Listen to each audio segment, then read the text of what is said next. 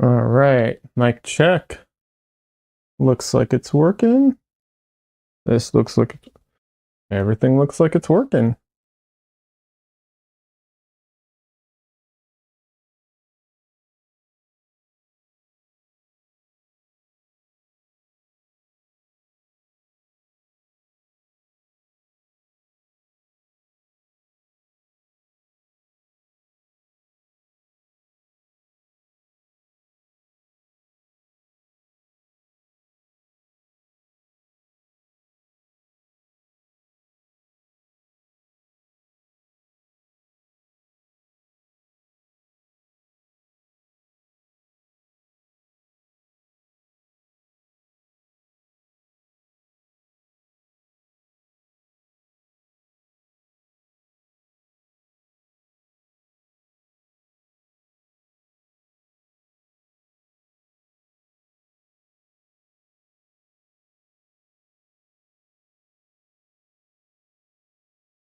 Alrighty. Think everything's looking right.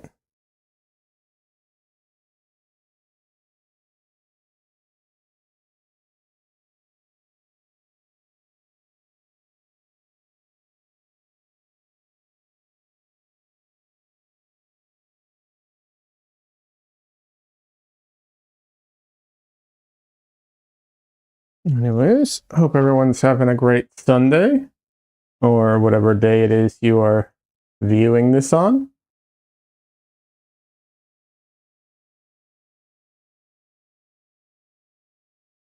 I appreciate all the people who watch the VODs. I am shocked that anybody watches the VODs.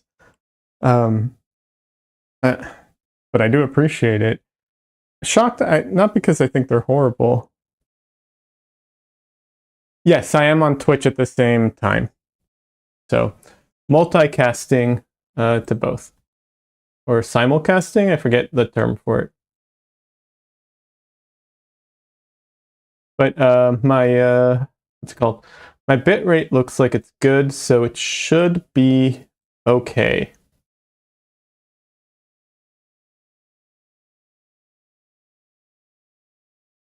I prefer to funnel people to my YouTube overall, but Twitch has a much better community and live stream notifications and chat and everything of that nature. But the quality on YouTube of the video is better, and the playback features are better. So it's kind of a mix.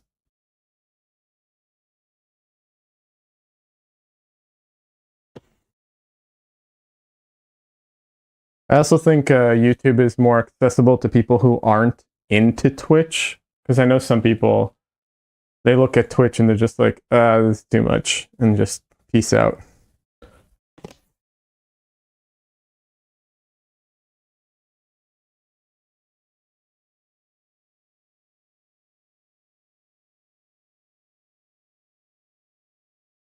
And I get it. It's Twitch is originally designed for video games, so it's not everyone's cup of tea.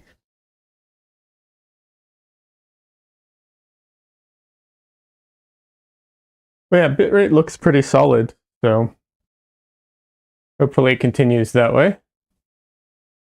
Let me see. Stream health. There we go. Yeah.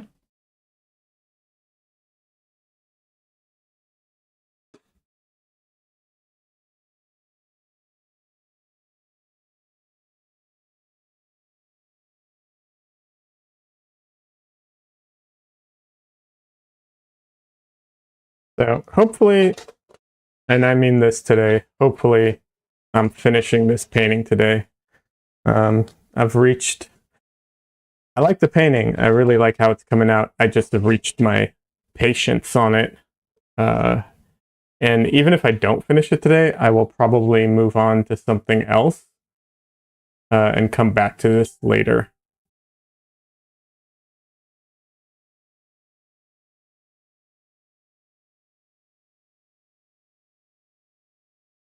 Apparently, my ADHD also goes into painting because at some point I just like lose. I don't want to say patience with it, but I'm just kind of tired of working on the same painting. That's why it's good to have multiple paintings running at the same time, which I do. I have a few that I can switch to and come back to and so on. So, I have options.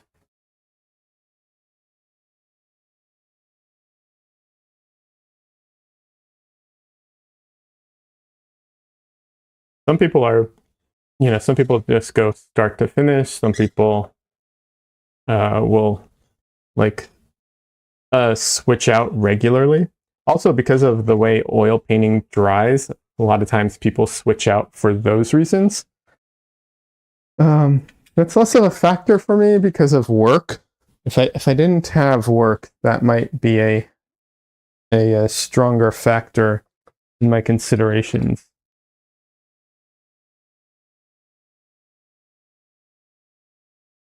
Even though I don't do layered painting, or I don't do what's it called? Um, oh, I'm blanking on the name. There's a name for layered painting. Washes. I don't do washes generally. There is a point where the painting is starting to dry, and it's kind of tacky. And generally is not the best time to paint on the paintings. You want to do it either when it's wet or when it's dry, but not when it's tacky. So, so yeah. So that would be when I like would switch off and go to something else and then come back to it. I'm just gonna quickly do some oil out on this.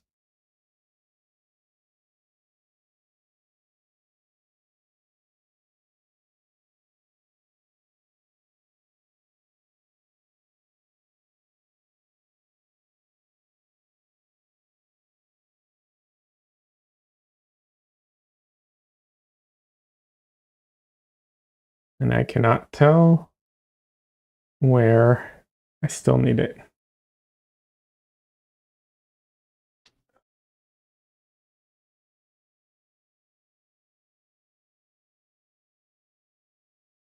I think it's a testament to how, like, where I mounted my lights works for what's it called? Reducing glare, since I can't even see where I've oiled out and where I haven't. So that's a good sign.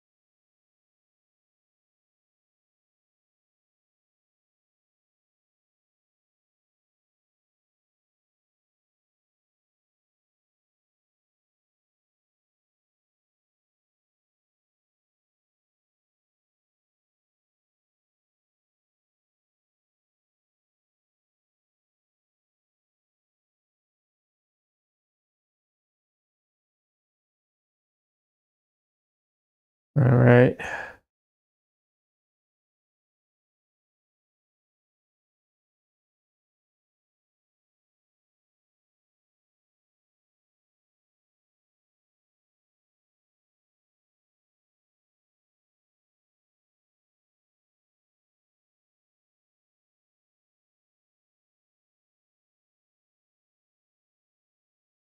Alrighty. I think I got everything set up.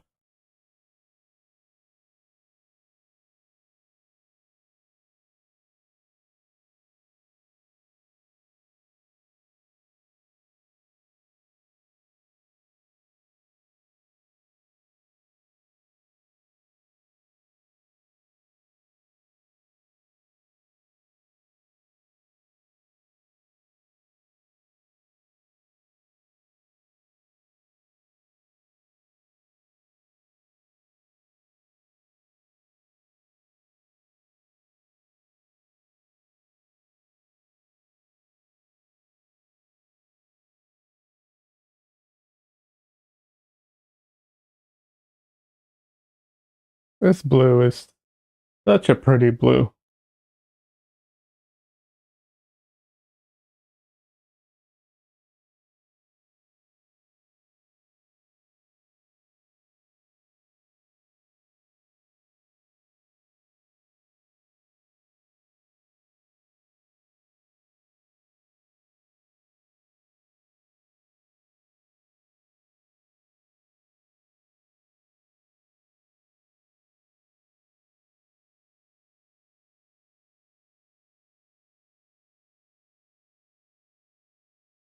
Oh, is my stream fault messing up now? It did. All right, let's. Don't do this to me again.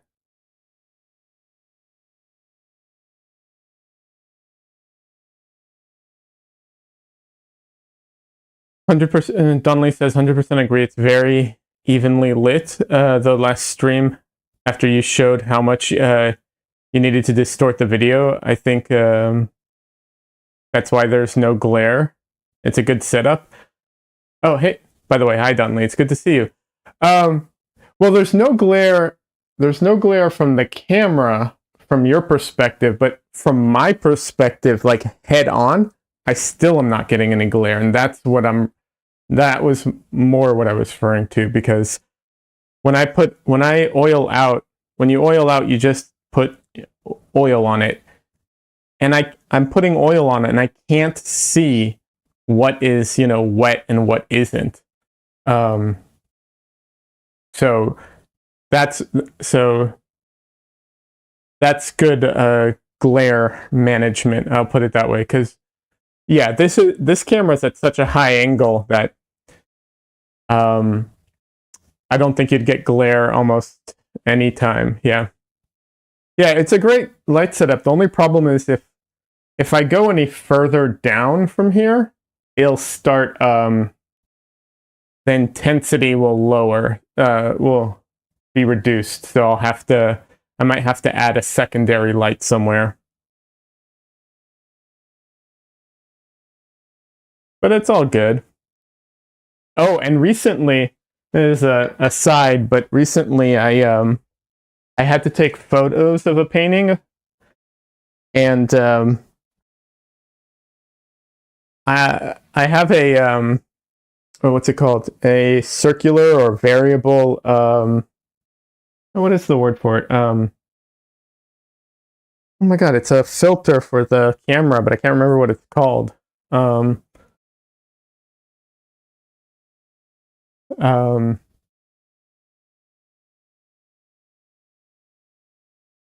Man, I'm blanking on what it's called.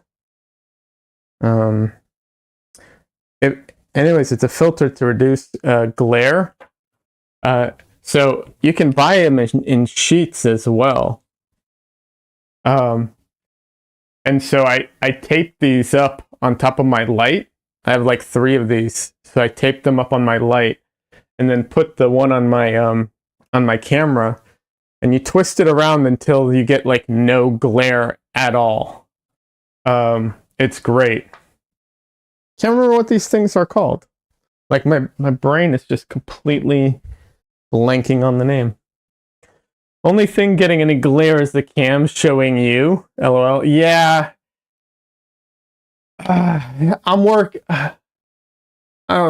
take that back. I haven't been working on it, but I will work on it at some point. I just need to position the camera differently.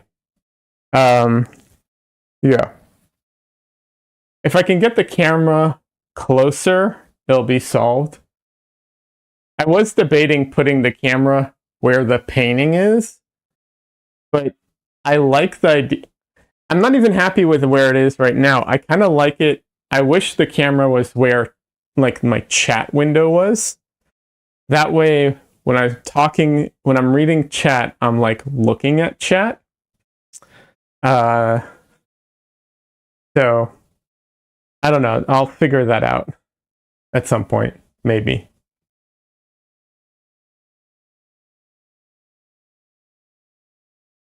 Oh, worth mentioning, my friend Don Lee here is a streamer as well. He streams on Twitch. He does digital art of all kinds, a lot of pop culture stuff, some animal portraits, all kinds of good stuff.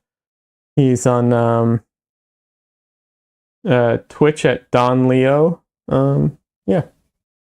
Don Lee _ O with 3 H's. You have a DHD UV filter for glare. Is that what you were trying to think of?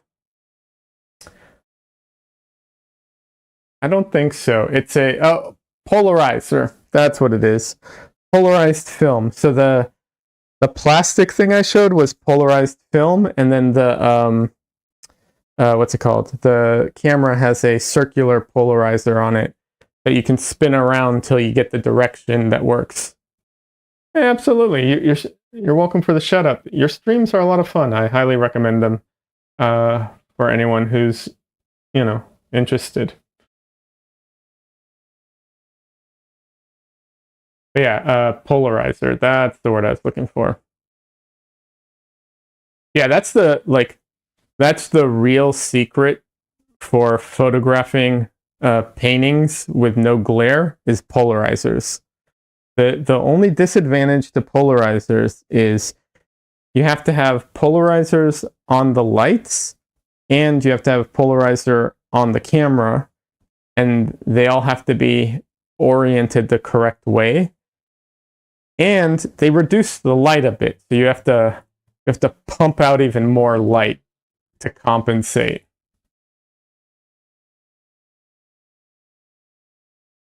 Oh, I forgot I got rid of my black. I need to put out some more black. But yeah, that's the secret sauce to photographing anything without glare. Anything, like if you're trying to take photos of something and there's glare, that's the that's the solution for it.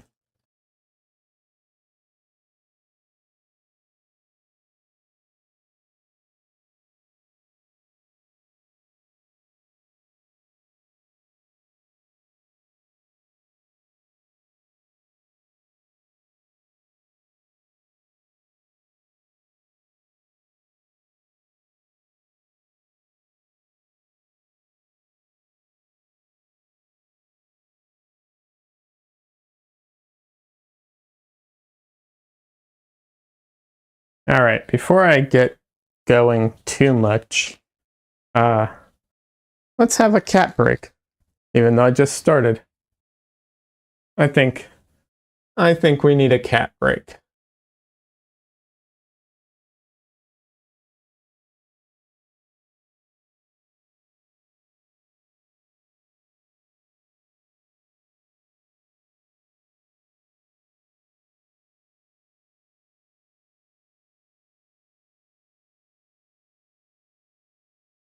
Preston. Oh, sleepy boy.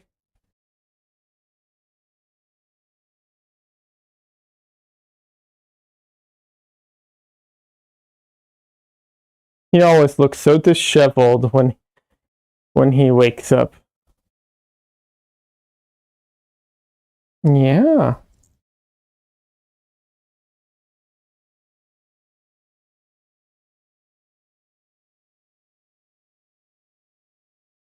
Hi, Justin.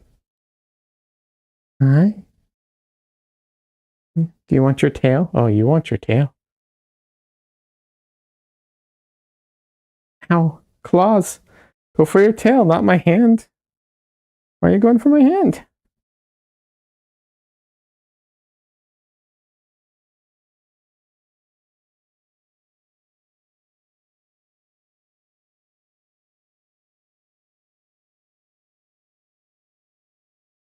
Say goodbye, Justin.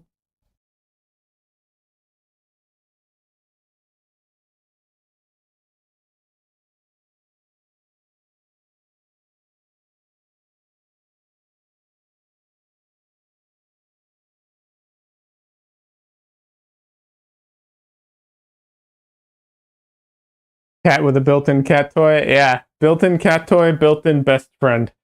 His tail is like his best friend. and favorite toy.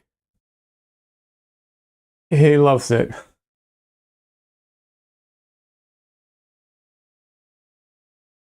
It's really funny too, because he'll look at it and be like, he'll like turn around to look at it and like he's never seen it before sometimes. And it's just like, dude, that's attached to you. I don't know what's going on.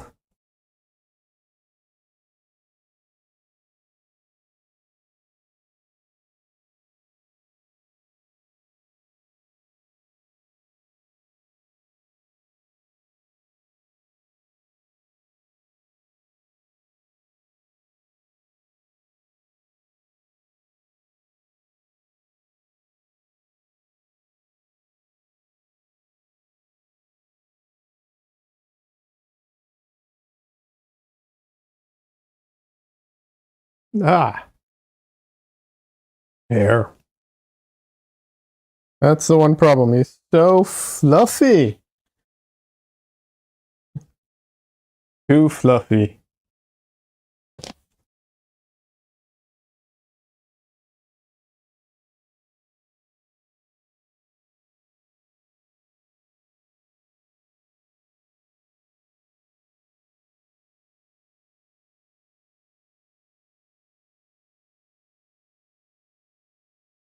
Michelle says Dresden is obsessed with his tail. He always plays with it if he can. Yeah, absolutely. And not only that, it's so funny. He'll be sitting and he'll turn and look at it and see it out of the corner of his eye, and he's like, "What are you doing there?" And then he like tries to stalk his own tail, which is kind of problematic, um, logistically speaking. Um, so it always very entertaining to watch.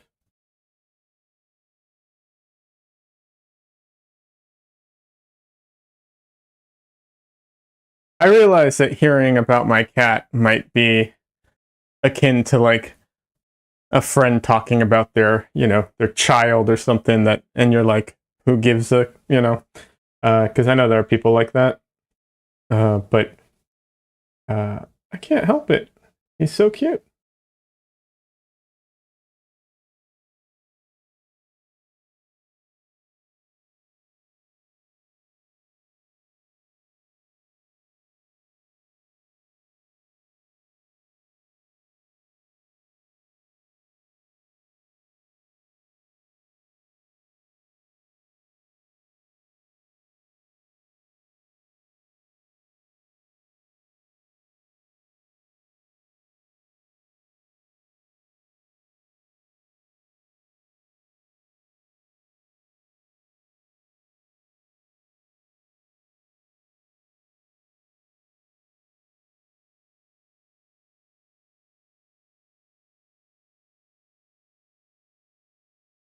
All right, so I'm gonna try and lay in some more of the ocean right now.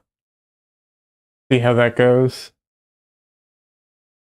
I don't want to overdo it though with the ocean and like pump up the you know, like people sometimes.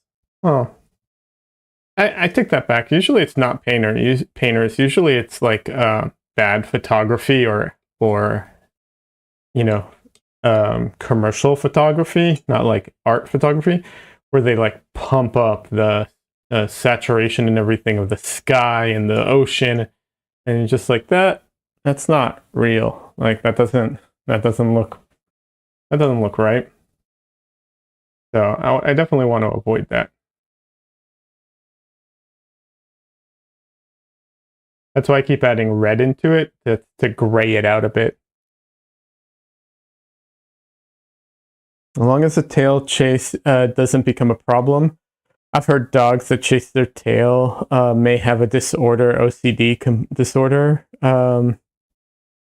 Believe it or not. Oh, I totally believe that. No, it's not. That's not Dresden. But I appreciate that's a something to keep in mind. It's not though. He just has fun with it occasionally.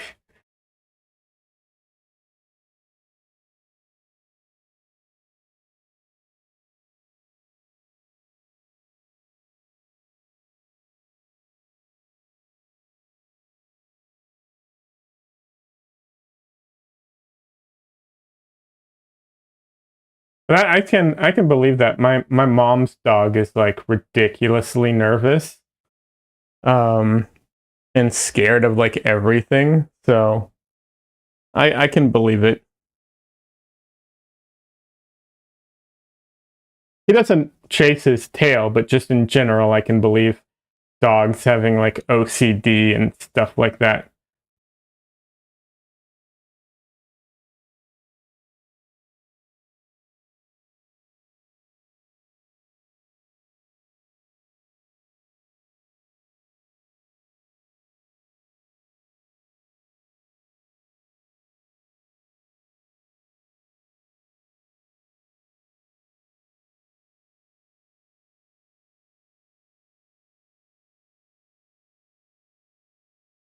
Anyone who is looking to get a dog, um,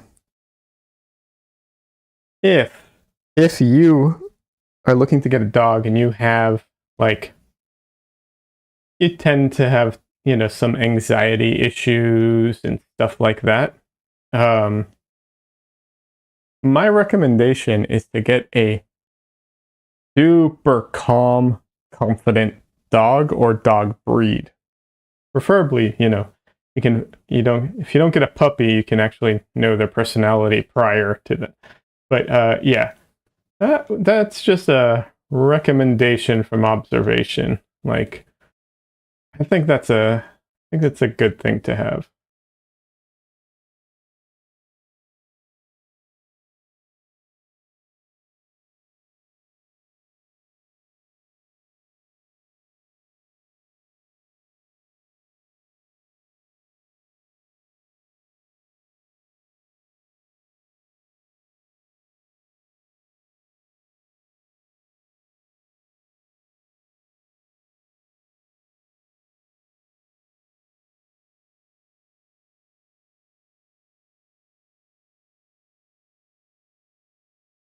And I'd say if you're the opposite, like if you're someone who's like super calm and chill and tend to be like that, maybe a dog that isn't like that, you could help by by being like chill for them. Although I could see that being annoying regardless. So, you know, do whatever you want, I guess, is what I'm getting at. What do I know?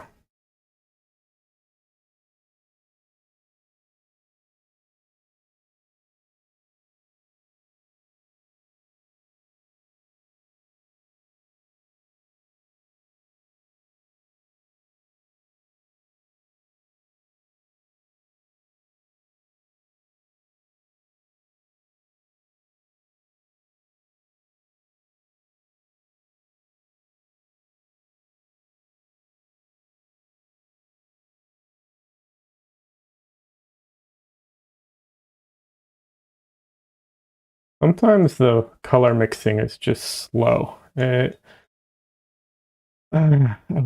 you know, it's times like this that I miss the color picker on what's it called? You know, in Photoshop or whatever.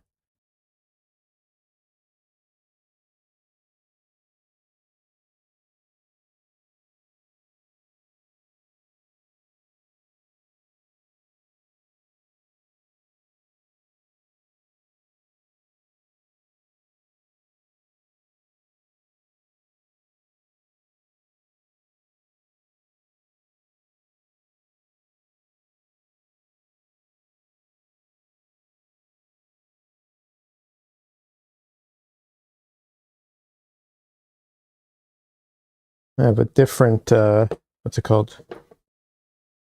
Um, palette knife I think I want to use here. I don't use this one very often, but it's a lot of fun.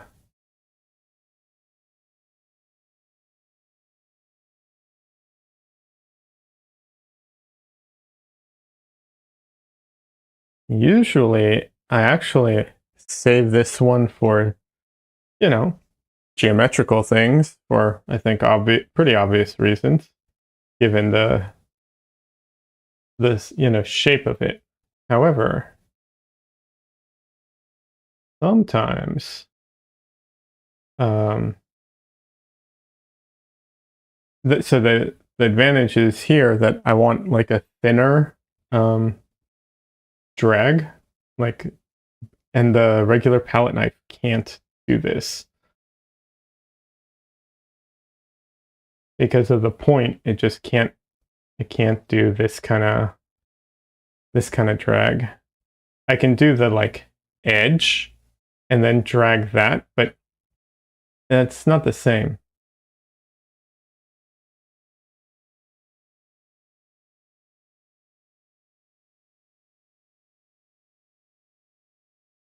And this is also like not final marks. I will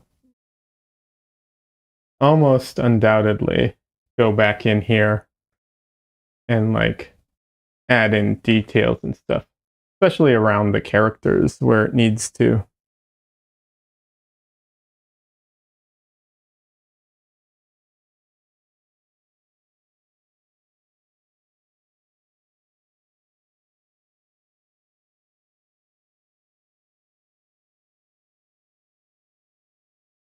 One of the advantages of painting on a panel like this is if I like leave my paint and it dries and I come back and I'm like, I want to, make some changes, and I left like very thick paint. You can't, sometimes the paint can be too thick and you can't, you can't paint over it. The texture is just there. You can't get away from it. And it, it can limit your ability to paint. Well, I don't know on canvas if you can do this. I suspect canvas is, flexible and probably more delicate in some ways. On a hard panel like this, I can just scrape off impasto paint, no problem.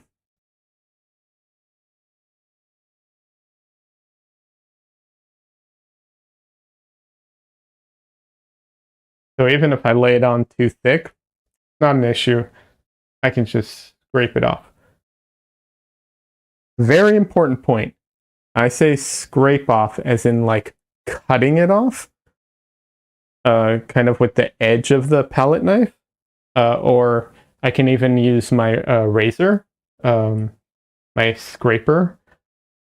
I do not mean scrape in a way that is like sanding or anything like that, because if you do that, you can produce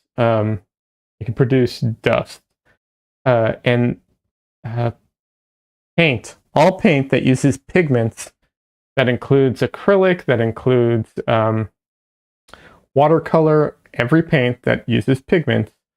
A lot of pigments, not all obviously, but a lot of them are toxic. And a lot of times they're considered safe because even if you put the paint on your body, like even if you get a little on your arm or something, it can't absorb through your skin because it's chunks of pigment, whatever the pigment is made out of, and it can't absorb. But dust in the lungs is a different story. So yeah, just worth mentioning. Don't do that. Or do it at your own risk, and preferably with a respirator and somewhere safe. Just don't do it. It's not worth it. That's my opinion. Not the authority on it, just my opinion.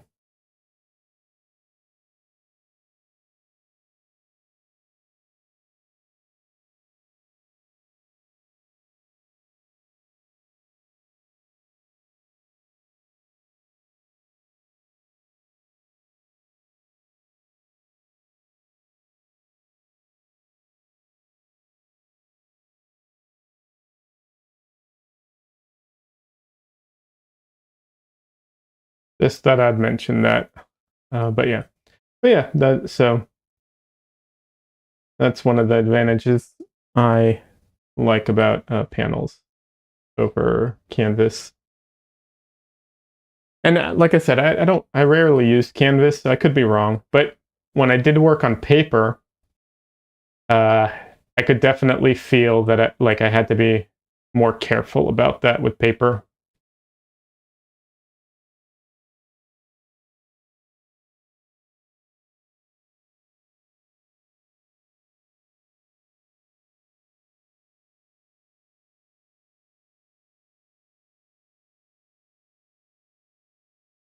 So this is something worth talking about. Um, there is a light effect that's happening here, and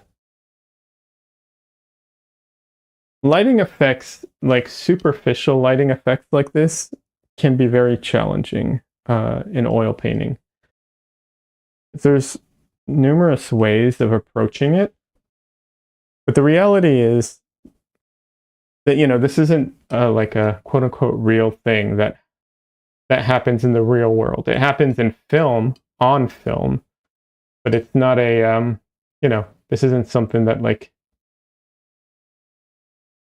I said, happens in the real world. So it is a like lighting effect, and there's numerous ways of handling it. Photoshop, great at handling this stuff because it has the ability um, to change how it blends light. So it's great at that. Paint, not so much. So you have to make a choice of how to handle it. And there's not, no one way of doing anything really. But you can, the two ways that like come to mind, and you can blend between them too. It's not, one or the other. But you can, what's it called? You can either just do the painting and then put like a wash of the color over it. Hi, Catherine. Welcome. Good to see you. How you doing? So you can, just put a wash of the color over, or you can paint like what you see as the correct color. I feel like that's the better way of doing it. However, it has a tendency to break up the effect a little. So that's why I think it's actually the best approach is to do a mix where you paint most of it in, and then at the end you come in and add some of the effect as like an effect back on top, kind of bringing them together. I'm good. How's the art been going? You don't mind me asking? No, no worries. Either way.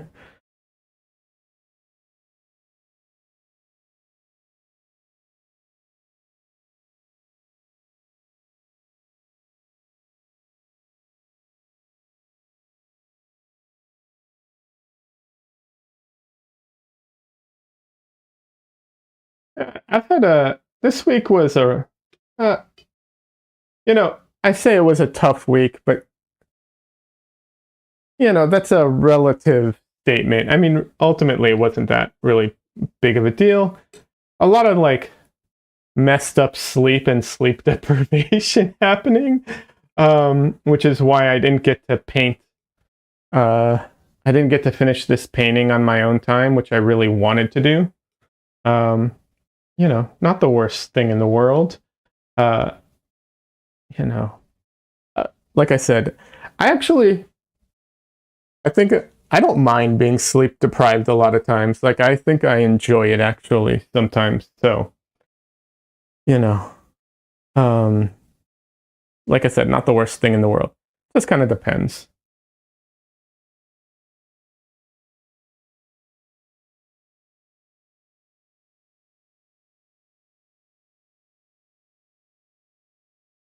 Nothing, still nothing so much else going on lately. Even another COVID episode. Oh, I'm so sorry to hear that.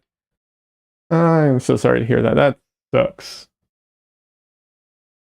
That really sucks.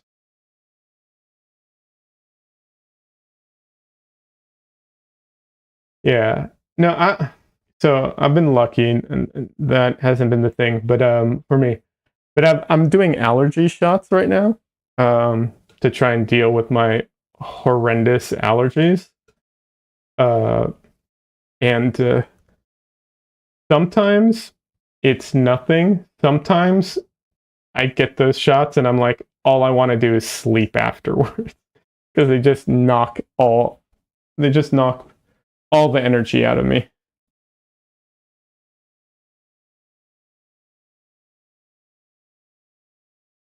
Oh, since I was talking about the effect and I'm doing this now, it's worth mentioning. Another way of approaching it is putting in the effect kind of like I'm doing right now, although I might want to do it a little cleaner than I'm doing it right now, but whatever. Um, and then you put it in, and this gives you the like how bright, or it gives you the value and the intensity. And then you can go in and paint and subtly shift things around to give the definition of what you see. Oh, I'm so sorry. What are you allergic to? Um, all the things that are in the air that isn't oxygen, I think. I'm pretty sure.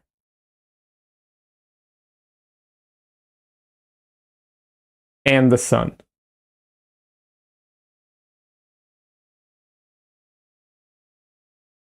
It's like it's like all the it's like grass, mold, dust, um, trees, flowers. It's just like everything. uh,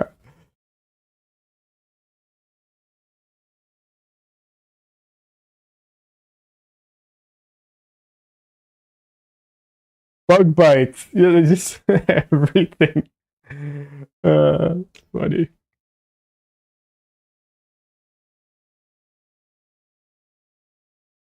Yeah, I'm allergic to like everything outside and inside too. A lot of things, but I am not allergic to dogs or cats. So, you know, at least I don't have to take medication to keep Dresden around. By the way, anyone who's coming in now, you can rewind if you want to see a little bit of Dresden in the early part of the stream.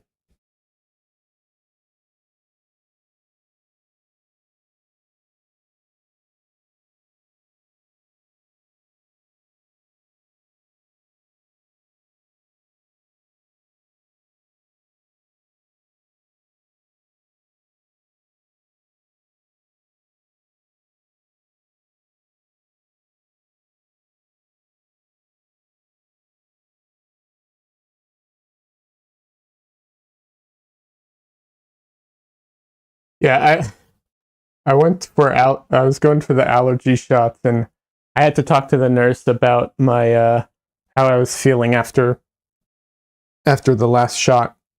It's how common. And I was telling her that I was feeling really tired for like 2 days, and I had like a mark on my arm for like 2 days from it and everything. And she's like, "Yeah, that can happen, especially when your allergies are really bad, like yours." I'm just like, okay, good to know.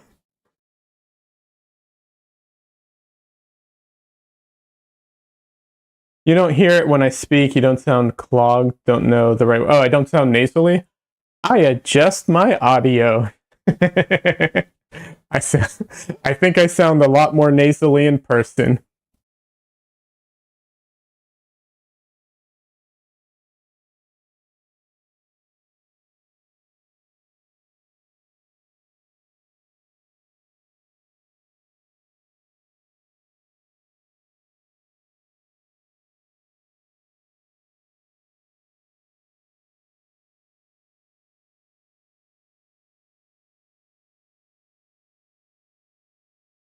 The painting looks cool. A retro picture. Yeah, it's an old photo.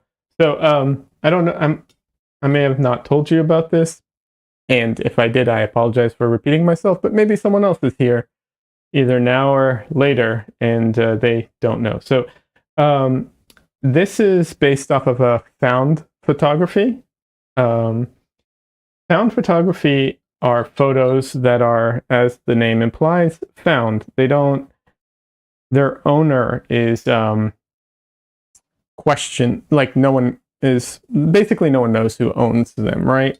You know, if the one I give all the time is like if a storage unit, you know, goes up for auction, someone buys it and they get like a box of photos or family, you know, photos or whatever. You have all these pictures that no one knows who owns them, who they belong to, who the people in them are, you know, none of that stuff. Sometimes the people aren't alive, you know, sometimes they've just moved on or they don't care or whatever, you know.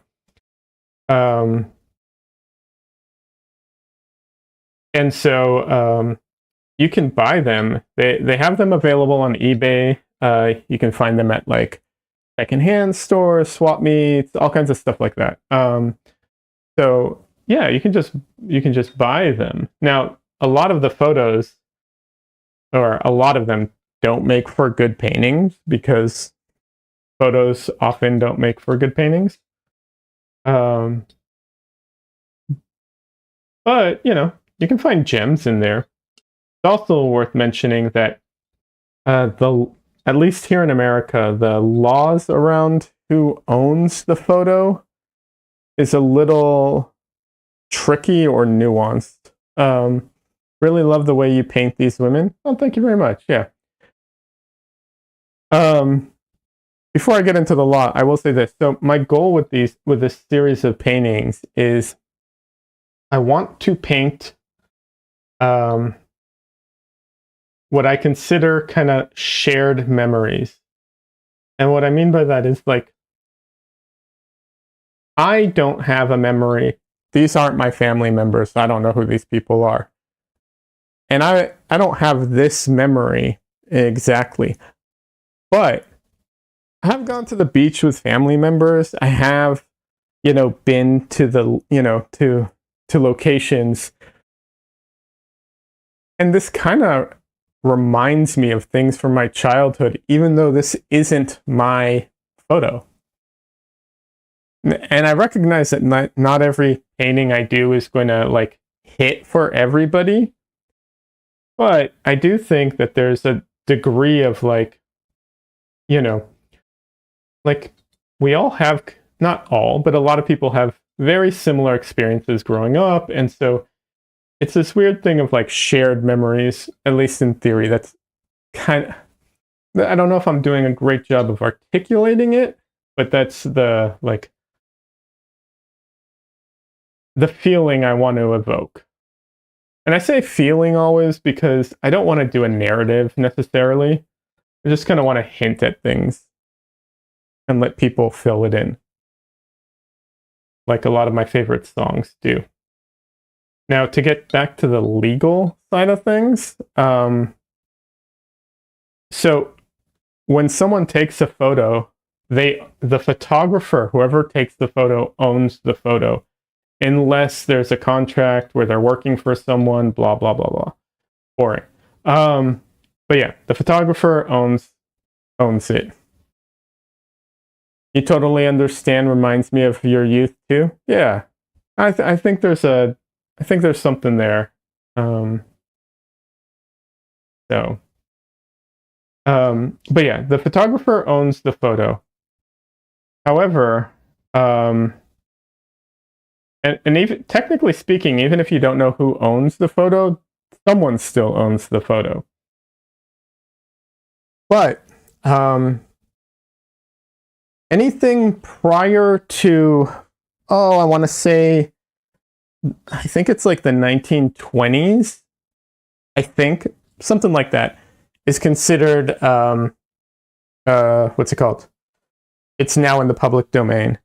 And anything prior, any photo taken before, I think it's 72 or 75, I can't remember the exact year, It's all in America, and I'm not an expert, so not legal advice, you know, blah, blah, blah, blah.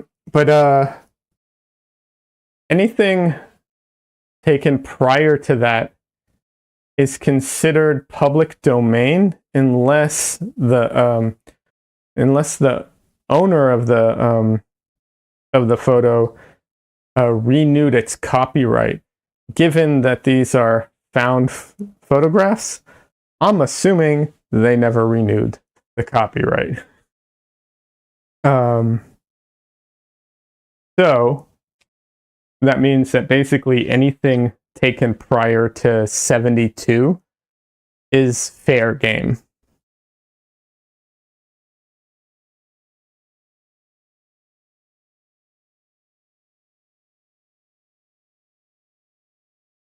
Of course, you could just take earlier, you know, newer photos and not, as long as you don't copy them and you're not, you know, you're just using them for inspiration. That's, you know, that's fine, of course. Anyways, just thought I'd mention that for anyone who's interested.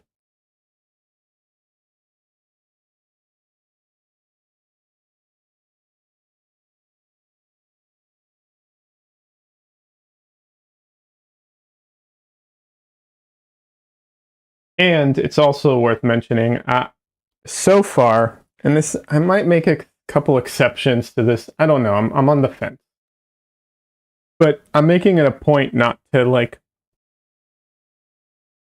do you know, tight likenesses on anybody.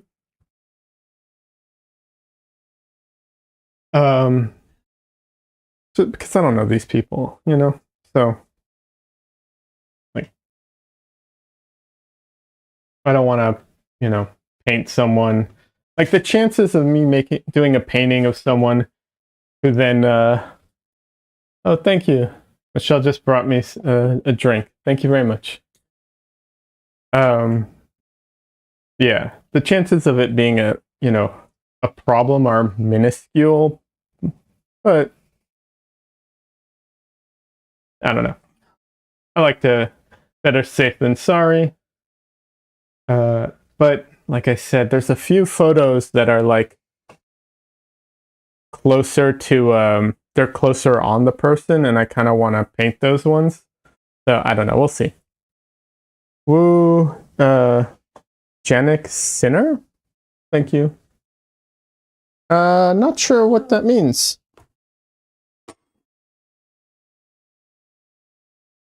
Thank you. Michelle is just bringing me a drink. Janik Sinner.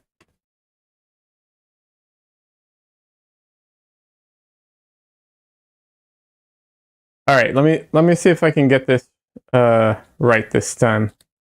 Alessio. No. Alessio? Oh, I'm trying to remember this name.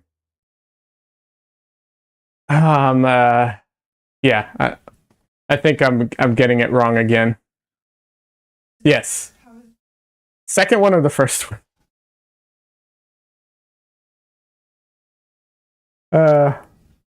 Good to see you. Hold on a second. Alessio. Yeah. I think it's Alessio. Okay.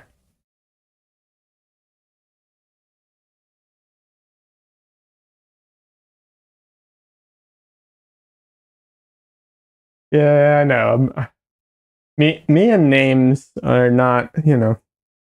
I've always struggled with names. I struggle to remember them, and pronouncing them I'm also not that great at. How are you doing, Alessio? Hope you're having a good Sunday.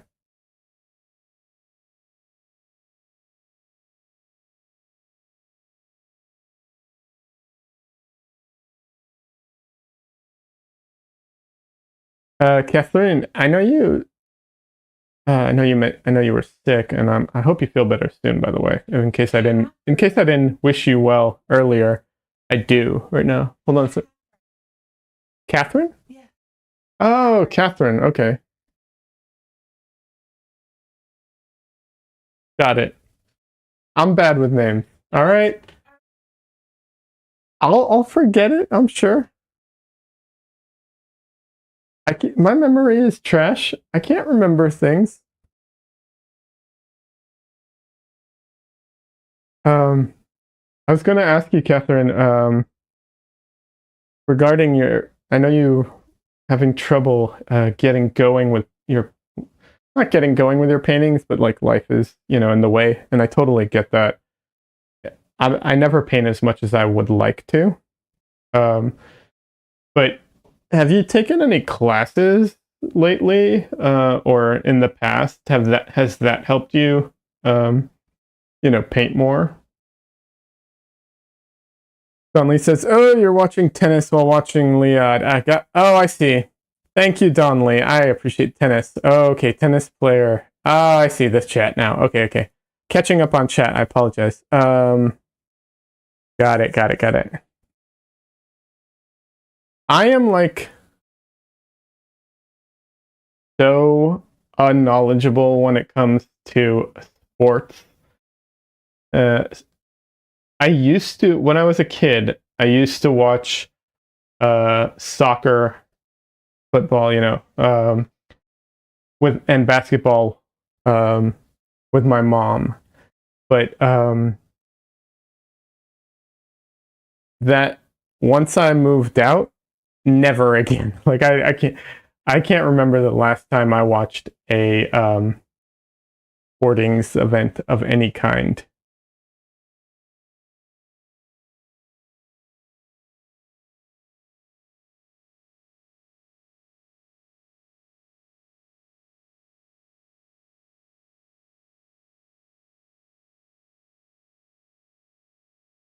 I think of literally, I think since like, let's see, trying to remember what year.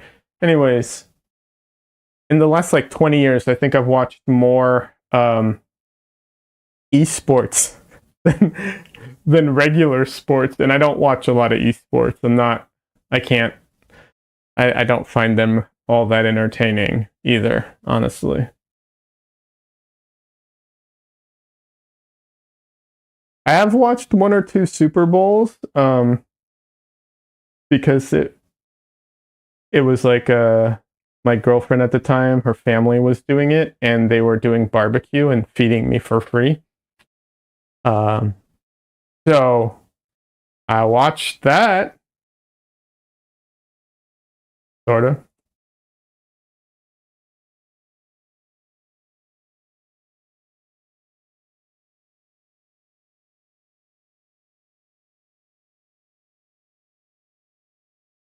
I did watch what was it? It was a soccer. No, wait, it wasn't soccer. It was whatever. I don't care. I don't watch sports. Basically, is what I'm getting at. I give up. I was going to say like, oh, this one time when I was visiting my friend, but I don't even remember what I was watching. I just wanted to hang out with my friend, and I didn't care about the about the game.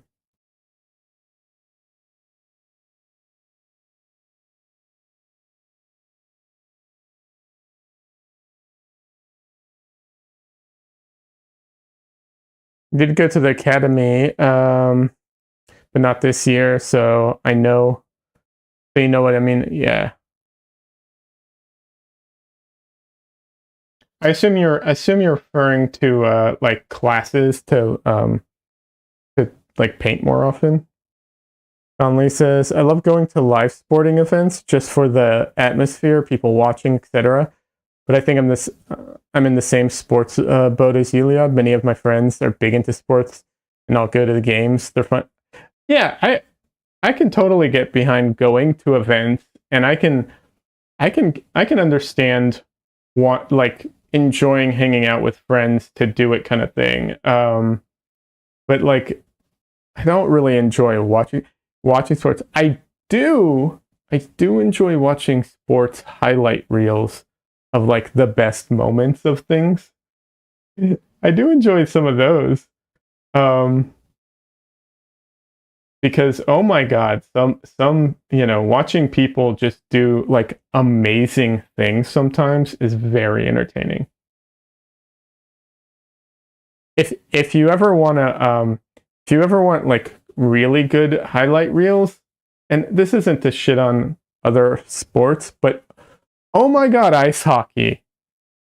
Some of the highlight reels in ice hockey is just like is just crazy.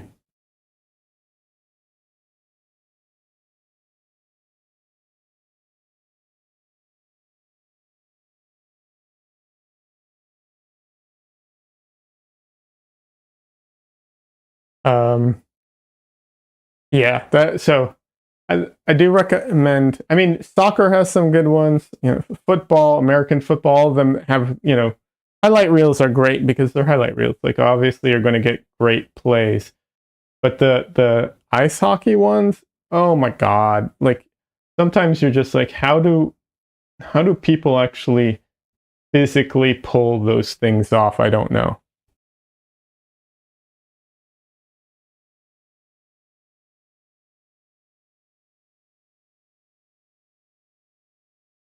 Ice hockey is really fun to watch in person. Yeah, I actually okay. This is kind of a hot take because people are really like, you know, big on their particular sports that they like. Um, I think ice hockey might be the best sport to watch, and I can explain why. Because I've talked about this with people before, so I have you know thought behind it. I might be wrong, and it might not you know speak to you. That's absolutely fine. But um, so it's a fast-paced game, which is always good. It's you know technically difficult, but also kind of easy to understand, and it pulls the best things from other sports too. So like basketball suffers from the score being too high, so each basket doesn't matter that much. Literally, like you can just come back in the in the fourth quarter and watch that, and you're just watching. That's like the most important part, and also the most drawn out part. So that's kind of boring. Soccer, every goal counts, but the the field is so large that it's too slow most of the time. Ice hockey fixes that. It's fast. They go from side to side really fast. Every goal counts because they don't usually score a ton of them. Um, so you have that fixed. There's also fights sometimes, and you know body checks and all that stuff, which is good. There's some crazy good athletic, you know, abilities to it. So yeah, I think, like I said, I think it pulls all the aspects from different sports into one that makes it the best to watch.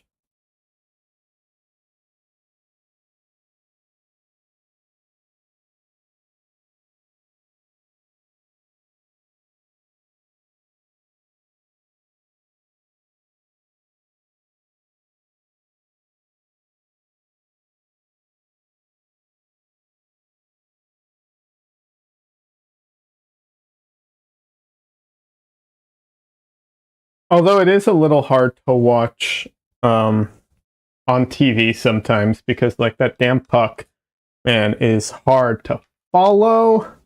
They've gotten better as TVs have gotten better and larger, and the technology where they like track it for you has gotten better. It's actually gotten easier over time. But yeah, that is one aspect that's a little that has been difficult.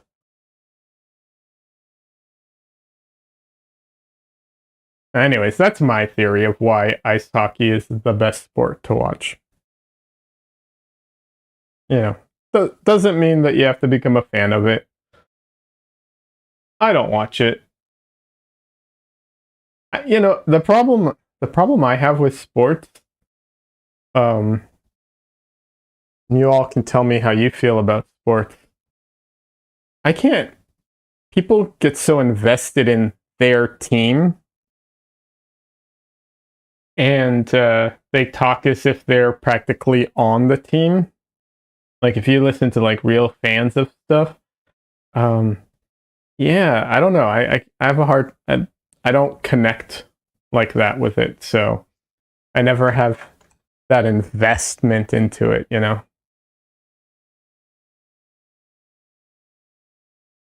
Maybe I'm just a weirdo. I don't want to hear from you, Michelle, about that, by the way. Just saying.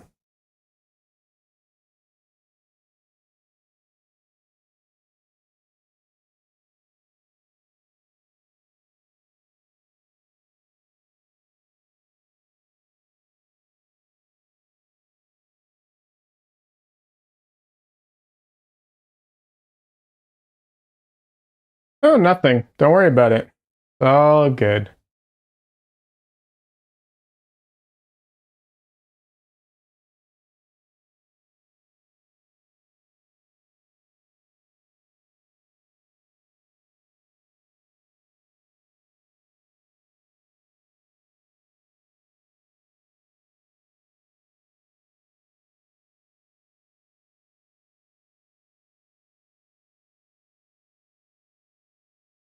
So, it's worth mentioning right now, I did a little scumbling. Uh, Scumbling is very similar to glazing, but it's not quite the same thing. When you glaze, you use a usually you use a translucent or transparent pigment, and you use medium, and you, like it says, glazed over. Scumbling is tends to be more of a dry brush technique that works for more opaque pigments. Um, it produces similar results in a way, like you end up putting paint on transparently, but the effect is very different because of the opaqueness, mostly, I think.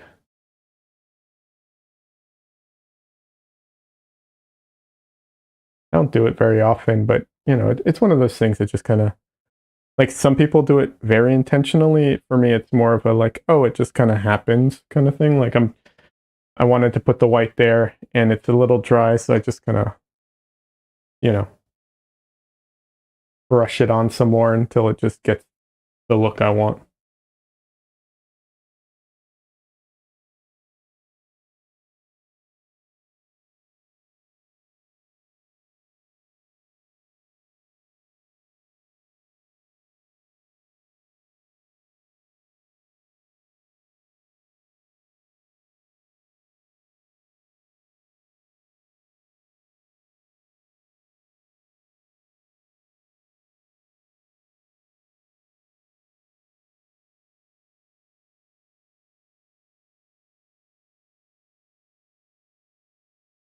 I'm a weirdo. Thanks. Thanks, Michelle. I appreciate that.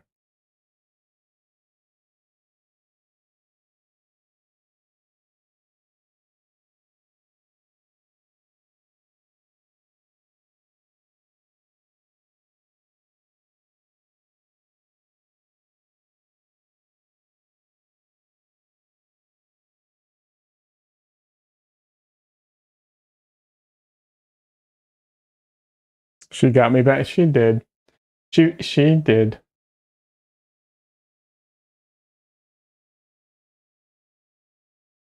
I knew she was gonna call me a weirdo. She calls me a weirdo all the time.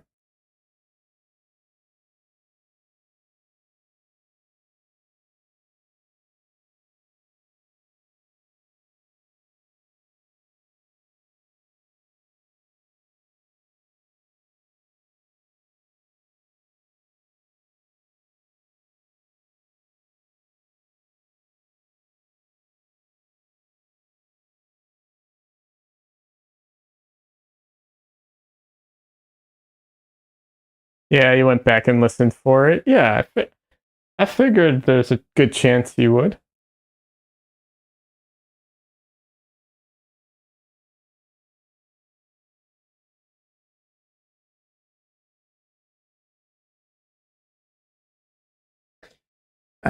All right. Sometimes when you put down the wrong color, you can just mix in the right color and overpower what you put down. Sometimes it's just easier to take it off and start over. Aren't we all weirdos after all? Yeah, I mean, I think so. Although sometimes I feel like I don't know if anyone here knows who Asmongold is. Uh, I'm not like endorsing the guy or anything, but he's a streamer and he can be a lot of fun. Um, he claims he's the only normal one. Now, to be clear, he is not normal. Um, yeah, not even close. Um, but sometimes I'm like, am I the weirdo or am I the only normal one?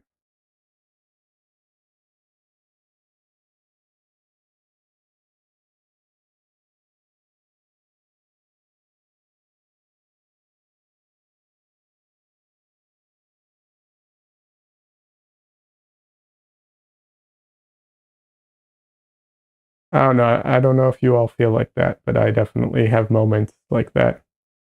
Maybe you're normally weird. Yeah.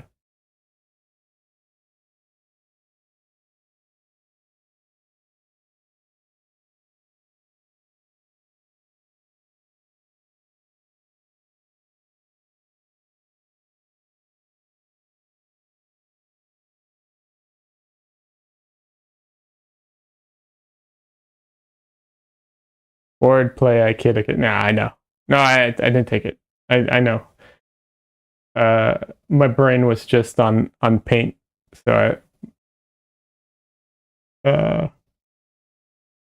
yeah. You must embrace the weird as well. Absolutely. I mean, I think I do think. First of all, I think artists are weird. You know, in a good way. Honestly, I think like anyone who's not into art is the weird one. Truly, but that yeah. I don't know how you can not be into art. The thing is, you don't have to be into making it necessarily. You don't have to want to do it as a career or anything. But two things. If you don't enjoy viewing art and you don't enjoy making art of some kind for the fun of it, there's something wrong with you. That's my feeling on it.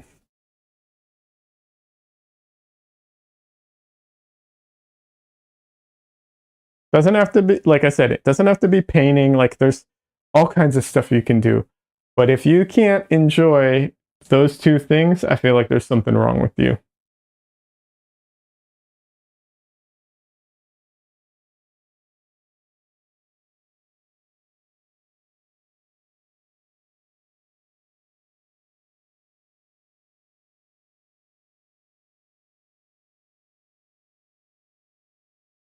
Having said that, though, I do think people who want to make art a living, I do think there's something a little off with those people, generally speaking.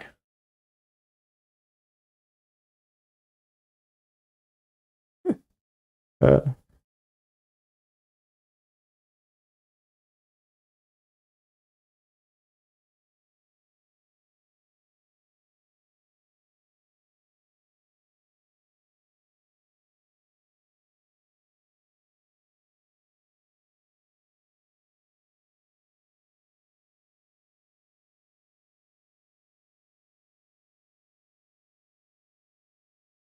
oh, I have something to talk about today. I just remembered. I wanted Actually, I have a few things to talk about today. Um, a few ideas of things to talk about, like general things. Obviously, chat. Both chats, both of you. Questions are welcome. I'm happy to talk about, anything you have questions about. Like that, that's one of the, advantages of live streaming. So by all means, like, questions are welcome. But if there's nothing to talk about, I do have two things. One, something that happened to me yesterday, which I want to talk about because I think this is something that, I think it's something that can apply to not just me, uh, and before I even start, I want to clarify something. This is not me fishing for compliments. I'm not asking for compliments. I am not asking for reassurance. It's not what this is about. But I met up with an artist who I've been getting to know. Really nice person. I'm not going to call them out or anything like that. They're a working professional fine artist, whereas I am a working professional storyboard artist who is making their way into the fine art world slowly. And so we're talking about all kinds of different things, about getting into art and, making my way. Like, I don't have the connections that I have in the what's it called? Like, I have a lot of connections in the production world, and that, like, I know people there, but in the fine art world, I don't. Not as many, I should say. But the reason I'm bringing this up is at one point, this person was like, let me take a look at your paintings, and they opened my Instagram, started going through it, and I didn't want to put them on the spot and make them feel like they had to give me compliments about my work, and I didn't want to put them on the spot and make them feel like they had to critique my work either or give me feedback. Because it can be a little awkward sometimes.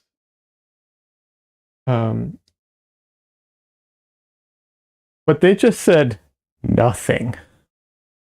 And I think the reason they said nothing could be because of something I was saying, as far as like trying to convey that I'm trying not to put them on the spot. I may have made it feel like I don't care what they think, or they don't like my painting. That could always be the case.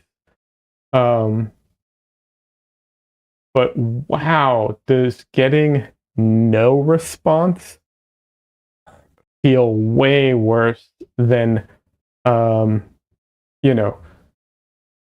getting constructive criticism? Oh, I should mention, it could be that the person was just a little awkward or felt uncomfortable. It was kind of a weird scenario, and they may have just felt like I don't know. They seem a little socially awkward a bit. So could be that. I don't know. But wow, that feeling of like, oh, I'm just not going to comment on your work at all. Not a great feeling. Especially when the conversation was about like having my artwork be at the level that I feel confident selling and getting into galleries and stuff like that.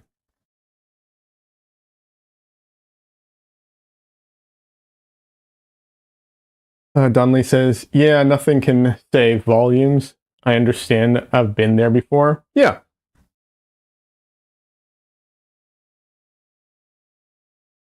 And the thing was, we were talking about like I said, my work being good enough to be in galleries and selling and so on.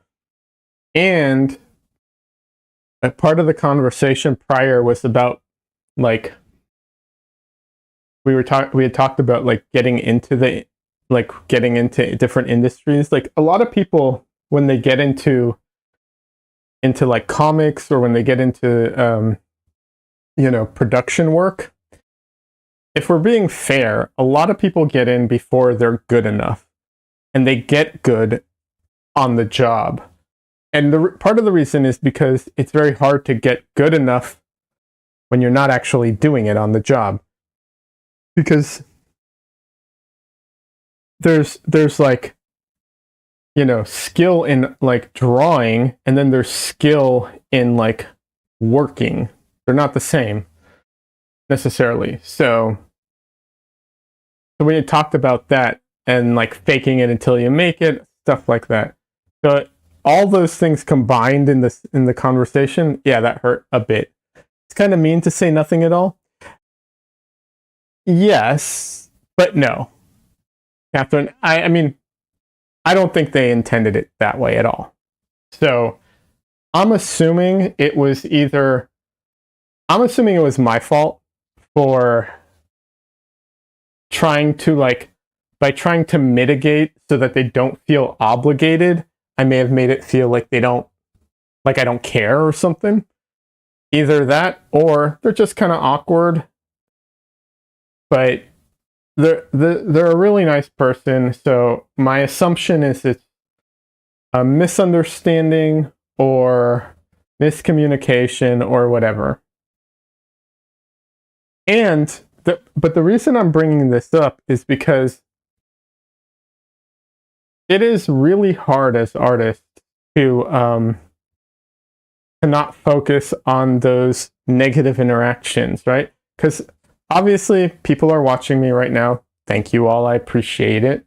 I have some followers online. I work professionally in art. I've already sold paintings. Like I've worked with a few teachers, and I've gotten feedback, and positive feedback, and not just positive feedback, informed feedback. I have all these positives. That's why I said I'm not looking for reassurance or anything.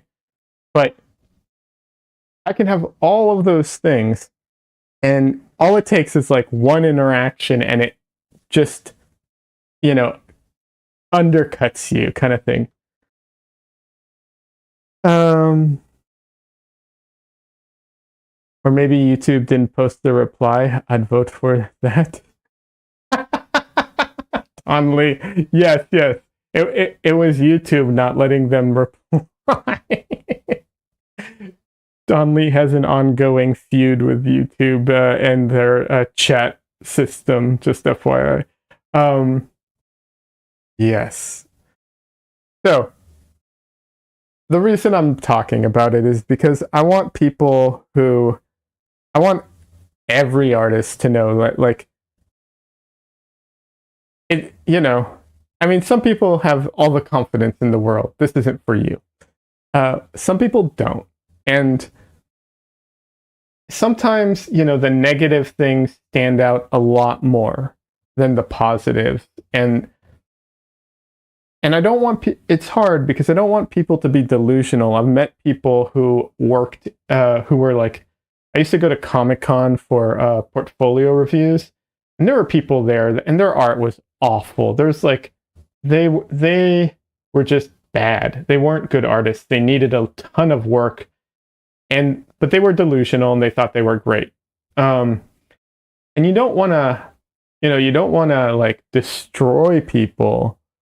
And you want to give informed, positive reinforcement, and all that stuff. But so it's a balancing act, of course. But yeah, even if you have all these things working for you, it can still happen. And I mention that because I want, want everyone to know, like, yeah, it can happen, and it's okay. There's all kinds of reasons for why it happens, and to not Henry Spy says, no way, it's Leon, the man, the Smith, the creepy pasta. Hey, it's been a minute. Hey, Henry Spy, welcome. I wanted to make sure I said hi before I kept going. Good to see you. Yeah, I know. I haven't been streaming on Twitch forever. I'm trying to stream on Twitch. So I'm streaming on Twitch and YouTube. So I have 2 chats now. Just FYI. But yeah, it's, it can be demoralizing, but remember that, negative comments, whether intended or not intended, might not mean anything. Like, try to, rely on, I want to say, empirical data and informed, what's it called? Informed critique and reoccurring critique. So like if you constantly get the same notes, maybe it's something to address. But if one person tells you one thing, it might be meaningless. Like I said, and in this person's case, I don't think they meant anything by it. Maybe they did, I don't know. I was also exhausted at the time, and it's worth mentioning, when you're exhausted, your ability to deal with things emotionally is way worse than normal. So just something to keep in mind. But I just wanted to mention it because I know it's something that like all kinds of artists suffer through stuff like that. And I want people to know that a lot of artists, suffer or deal with that regardless of their situation.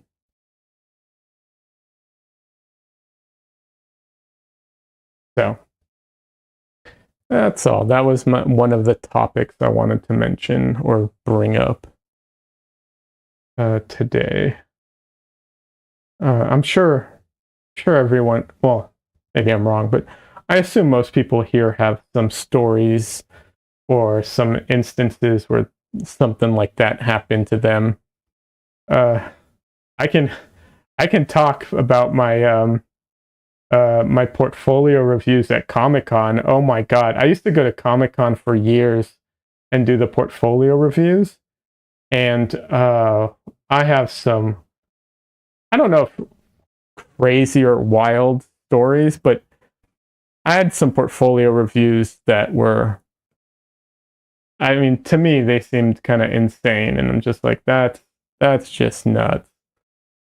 Although I will say this, and when I go back and I look at my artwork from when I was trying to break into comics and when I worked in comics for a little bit, wow, was I like faking it till I make it? Because like I do not think my artwork from back then was very good in retrospect. But that is a good thing. You want to get better, We want to keep improving, so it would be really bad if I looked back at my artwork from like 20 years ago and I was like, man, I was really, hitting home runs all the time. I will say this, there is one drawing from back then that I still like, and I think was still really good. But almost everything else I think was horrible. Yeah.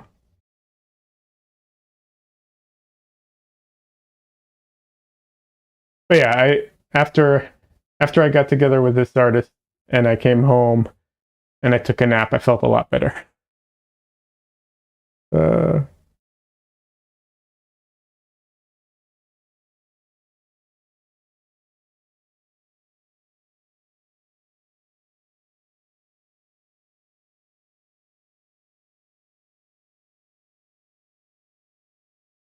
How have you been, Henry Spy? What have you been up to lately?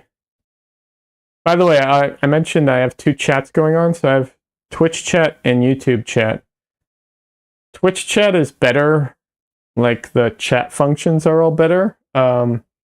YouTube has better video streaming, and I do prioritize my YouTube stream and channel over Twitch. Just so if like my bitrate like tanks, I will end my Twitch stream before I end my YouTube stream. Just FYI. So just mentioning it so you know. Yeah.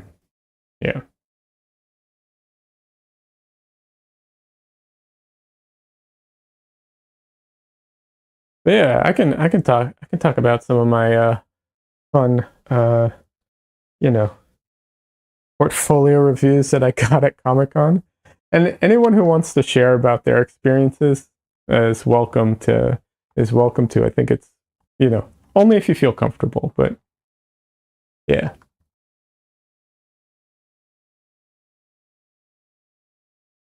Let's see. Henry Spice says, not much, doing needle felt and wet felting for some reason, but like painterly. Very cool. Very, very cool. I think, you know, it's, you know, just another way of making art, right? So that's awesome. I think it was Landscape Artist of the Year. I don't remember if there was one in the Portrait Artist of the Year, but there was in Landscape Artist of the Year a landscape artist that used like felt and sewing and stuff like that to make a landscape. It's really cool. Don Lee says, "Got to get going. Have a great rest of your stream. Love how the painting is coming along." Oh, thank you very much, Don Lee. I appreciate it. Have a great Sunday. I appreciate you stopping by. Don Lee streams on Twitch. Don Leo, same as his name in the chat.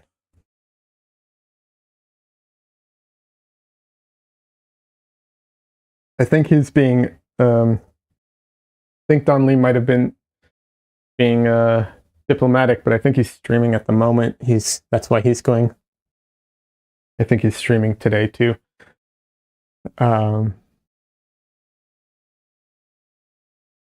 If you are, let me know. If I have any viewers in my Twitch channel, I will raid you when I finish. But yeah. So yeah, Comic-Con. Oh my god. Let's see. Portrait and Landscape. Henry Spice says, "Portrait and Landscape Artist of the Year are such nice calming shows. I can only see them on YouTube though." Yeah, they don't make watching them easy. They're great shows. I love the vibe of it. I love the fact that most of the artists that are there, they're all so positive, and you know, it's not like cutthroat and all of that. It's all great. Hein Carner is rating with a party of 11. Welcome. Welcome, Raiders. That's really cool. I appreciate everyone stopping by. How have you been? Oh, crap. Long time, the Monster Pies. Oh, yay. Yeah, it's been forever. This is what I'm talking about. Like the YouTube community, I mean, the Twitch community is fantastic. I do recommend, I do think the Twitch community is a really great place for people and for artists. Zoe recommended me. Oh, thanks, Zoe. I appreciate it. What? So I'm letting everyone know I'm simulcasting to Twitch and YouTube, and it's really hard for me. I have so many windows open. It's really hard for me to see certain notifications. Like I can see the chat, but if I miss like any follows or anything, I apologize. It's hard for me to see all of it, but I do appreciate everyone who is stopping by. Anybody who follows. Yeah, the Twitch community is great. That's why you keep on one platform. My ADHD could never. So yeah, the reason the reason I'm doing simulcasting, I will also, for one, I want to try it too. There's a great tutorial by Epochs, is it? Yeah, Epochs Vox on YouTube on how to do it. So it's not that hard. But YouTube just has better quality video, and I want to have that recording of the better quality video. So, you know, that's one of the reasons. Monster Paizo says, amazing work as usual. I see. Oh, thank you so much. Pine Connor, thank you for the raid. I look forward to checking out your work. By all means, drop any links you would like. And I will just go ahead and follow you right now, because if Monster Pie Zoe recommends you, that's good enough. Monster Pie Zoe, also great streamer on Twitch. Really great artist too. I wish I could follow. I wish I had enough time in the day to watch everyone all the time. In fact, you can use it after. You can use it after on more platforms. Yeah, absolutely. That's one of the reasons I want to have those recordings in better quality. For sure. Absolutely. That's, you know, and I'll say this. Please tell me what kind of art you do. If you have the time to stick around. Like, I get it if you have to go. I know how that feels. But for oil painting, there's a great community on Twitch, but there's also a lot of people who watch on YouTube who just don't vibe with Twitch, or they don't know what it is, and it's just like a barrier of entry. That's another reason. You don't have anything on Instagram yet, but I got an image from what I did in today's stream. Absolutely, that'd be great. If you have a link for it, I'd love to see it. You're getting back into art after almost 2-year break. Currently drawing eyes on wood. That's fantastic. That's so cool. I love that you're getting back into it. Do it. All right, let's see. I will say this. I cannot share what I have on screen.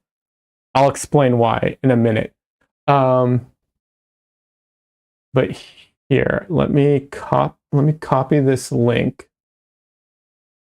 Copy, and I can paste it in my YouTube chat. So now people there can also see it.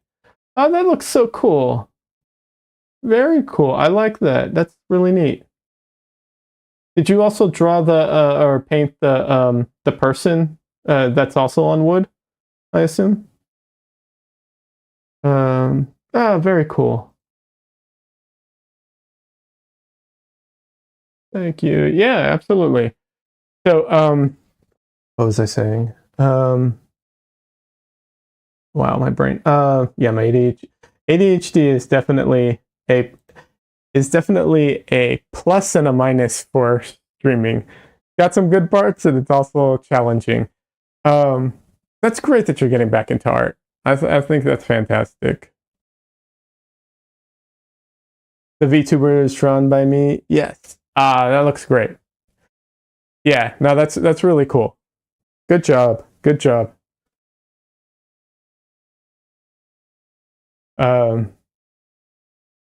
Yeah, I don't have much more to say about that, and I think it's great. I think everyone should do art. So I was just talking about that earlier today.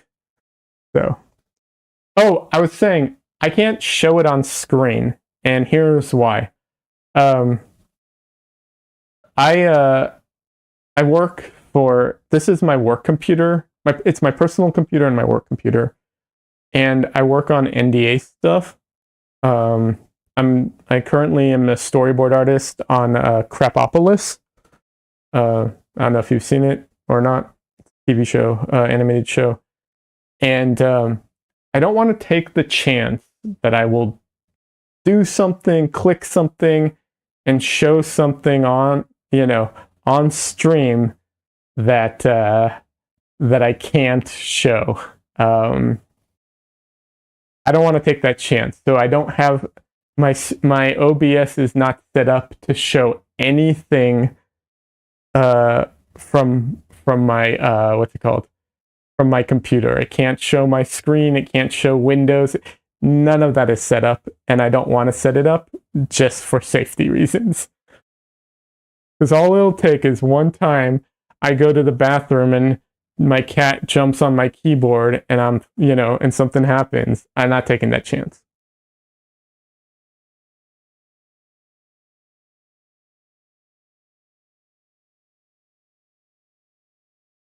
So I apologize for not sharing it on stream. I know a lot of people do that, and I apologize, but yeah, good stuff. Good stuff. That's completely fine. Sharing it in chat is already very nice. Not everyone does that either. Oh, I'm happy to. I love sharing art. I love sharing other people's art too. Yeah,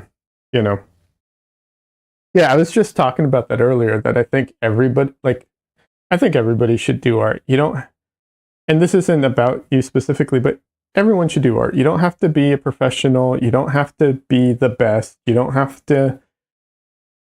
It's good for you regardless, So I think people get too hung up on being the best, and all of that. So I think people should do it to enjoy. But yeah. Where are you located, by the way, if you don't mind sharing? Are you Monster Pie Zoe is remember her being in Europe somewhere. My memory is really bad, so I apologize if I got that wrong. Monster Pie Zoe also really good streamer. Hopefully I'm not getting you confused with anybody, because I have a hard time with names, and my brain will mess up names pretty badly, but or associations of names. But if I remember correctly, it is Monster Pie. You do a bunch of. I remember your watercolors and gouache paintings. It's been a long time as well. It has been in the UK, but is French. Okay, yeah, no, it has been. Pine Connor. I'm in the Netherlands. Oh, awesome! That's so cool. I would love to visit the Netherlands at some point. I would love to visit basically everywhere, practically. Monster Pie, that's me, gouache person. Yeah, and I remember you doing some really cool stuff with crayons, not like Crayola crayons. It was like really nice wash mixed with crayons. Crayons is the wrong word, but yeah. Yeah, really, really great stuff. At one point, one of the reasons I didn't stream on Twitch and I didn't watch anybody on Twitch for a long time was because they randomly wouldn't let me sign into my account for a year. I don't know why. Or maybe I should rephrase it. I think I could sign in, but then I couldn't watch anybody or do anything. It was really weird. Gotta have to go. Almost 10 p.m. Still need dinner. Very hungry. No, understandable. Fine, Connor. Thank you for the raid. I appreciate it. It's great to meet someone new. Have a great dinner. Don't forget to turn off your OBS. Yeah. I've done that, by the way. I was streamed, and then I'm like, it's done with dinner, and then just done with stream, gotta go eat or something, and just left the OBS on by accident. Also, Pine is fine. Okay. Monster Price always says, "Oh, that sucks, and I'm glad you found your way back, though." Yeah. Thanks for the reminder, though. Yeah, yeah. Luckily, I didn't do anything, horrible. I just like sat there in front of my computer, like staring, like reading some things and responding to things, like, so it was very much a like nothing happened. But yeah, you don't got to be careful with the streaming services. You don't want to leave those cameras running.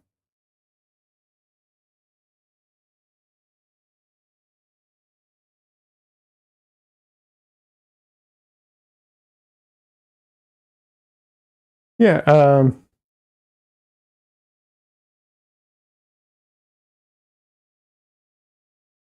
Thank you, Michelle. Um the moderation and help.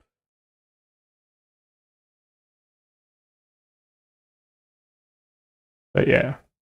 Um yeah, there's a great what's it called, tutorial, like I said, Epox Vox on YouTube has great tutorials in general, and he has a really really easy one on how to simulcast. Accidentally show your credit card details on browser window or something. Yeah, you never know. You want to be careful when streaming. Luckily, being like technically an IRL streamer, I don't, like I said, I don't have it set up so I can't show my screen. I do that on purpose, but I could be like sitting here,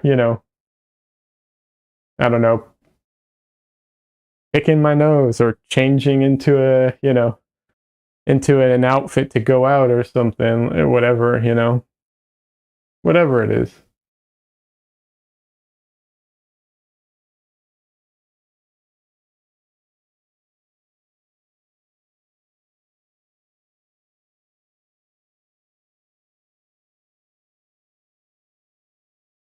There's there's a famous clip of Asmongold uh, picking his nose on stream. I don't know if he knew he was streaming or not. I don't think he cares. But it's one of those clips that I've seen so many times because it's just one of those clips that gets shared and just passed around for like, or used in other videos and stuff like that. Yeah. Gonna go walk the pup. Good luck with the painting. Thank you very much. I appreciate that. Hopefully I can tune in again soon. Yeah, absolutely. I stream Sunday, Monday, and Wednesday. Monday and Wednesday night, Sunday day. For me, Austin, Texas time. Ew, no, lol. It really makes you wary of that kind of stuff. Yeah, it's something to be aware of. For sure. Sure.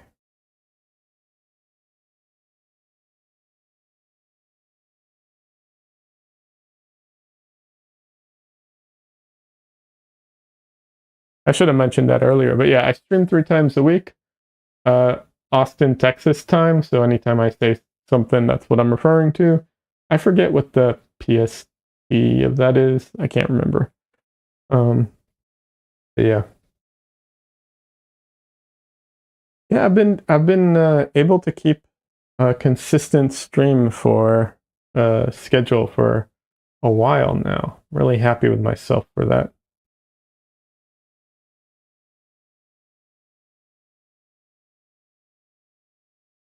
So, because yeah, streaming consistently can be very challenging. But I've been making a go at it lately.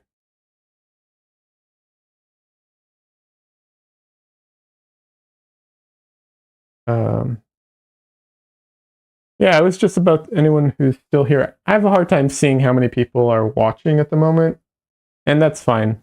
I don't like. I'm happy to interact with anybody in chat. Like I love the people in chat talking and you know the interaction there. But Otherwise I don't care about the number because this is a long haul type of it's a what they call it. It's a marathon, not a sprint. So whatever. I'm trying to get the recordings and interact with people and so on.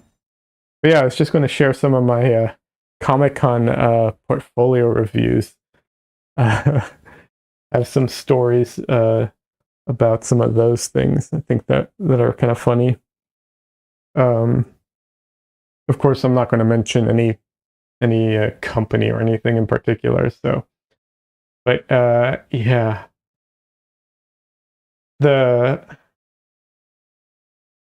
so to set the stage, if anyone I don't know how Comic-Con does it now, but years and years ago, the way that they did it was you would go to the portfolio review area and you'd have to stand in line to sign up.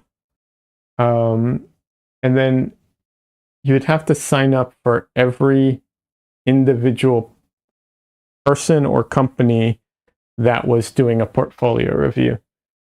So if Sony had someone there, you'd have to go sign up for Sony, and if Marvel had someone there, you'd have to go sign up for that. And every day it was someone else. It was multiple people. Sometimes they were looking for different things, so there would be companies that there'd be no point in signing up for, and so on. Anyways, and then you just have to wait there for hours until they called you in, and it was like they had a row of cubicles set up, and these cubicles were just like, what's the word? It's just like conventions set up, so it's like a piece of cloth between them, kind of thing. They had a table in there, and you'd sit down, show them your stuff, get to talk to whoever's there, and so on. I remember one time I go in. I'd sign up for multiple, reviews because I was trying to get work. So the more people you see, the more, the more exposure, the more chances of a job, so on. And I go into one review, and they're like, "Yeah, everything you have here." I'm paraphrasing, of course. I'm not going to, I don't remember. This is a long time ago. I can't remember exactly what they said. But the paraphrasing sentiment was basically everything you have in your portfolio is trash. But this one comic book page, this one panel, this is amazing. If you made everything like this, you would get a job, no problem. So do this, don't do anything else that you've done, basically. And then I literally walk out of there and just turn the corner into the next cubicle because I had back-to-back portfolio reviews set up. And I go in, and the person's looking at my portfolio, and he's like, "All right, you're really good. I like a lot of what you're doing. I like this. I like this. But this one panel here, this is awful. Don't ever do this again." And of course, it's the same panel the other guy was just praising. Yeah, so when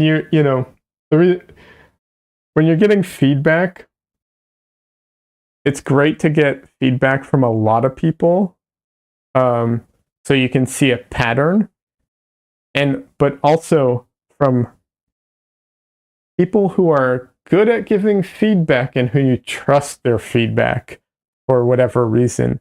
Like if there's a good artist and you trust them as an artist, well then you'll get good feedback, or at least you're more likely to. But yeah, that one killed me. I was just like, okay, so what am I even doing here? And then what was it? Another one that happened. Oh, this is a positive one to give a contrast to that. I went in for a portfolio review, and I will mention the company. It was Dark Horse Comics, and I unfortunately cannot remember the name of the guy who gave me a review, but he was an editor at the time, and he was so harsh, but so constructive with his criticism, and so precise and informative in it that it didn't feel bad. He wasn't trying to make me feel bad. He was trying to help me. And he was pointing out areas and stuff like that. For the record, all of this is like, 20 years ago. So I'm just, talking about when I used to do this. And I remember like taking what he said to heart, or trying to. And I did succeed in taking some of it to heart, because the next year I went in and I got a critique from him, and he actually, like, I don't want to say praised me, complimented me. That's the word I was looking for. Complimented me on one of the things that he had criticized me the prior years, which feels so good. I remember it to this day. But yeah, and that is like the difference between like really good criticism and really informative critique versus just people who don't know what they're talking about giving their opinions. I mean, obviously it was still his opinion, but it was a very informed opinion about a very specific type of art and a very specific, aspect of it. So yeah, really good stuff there. But, got to be careful where you get your criticism from. Like I said, if you get it from multiple people and you start hearing the same thing over and over again, that often is an indicator.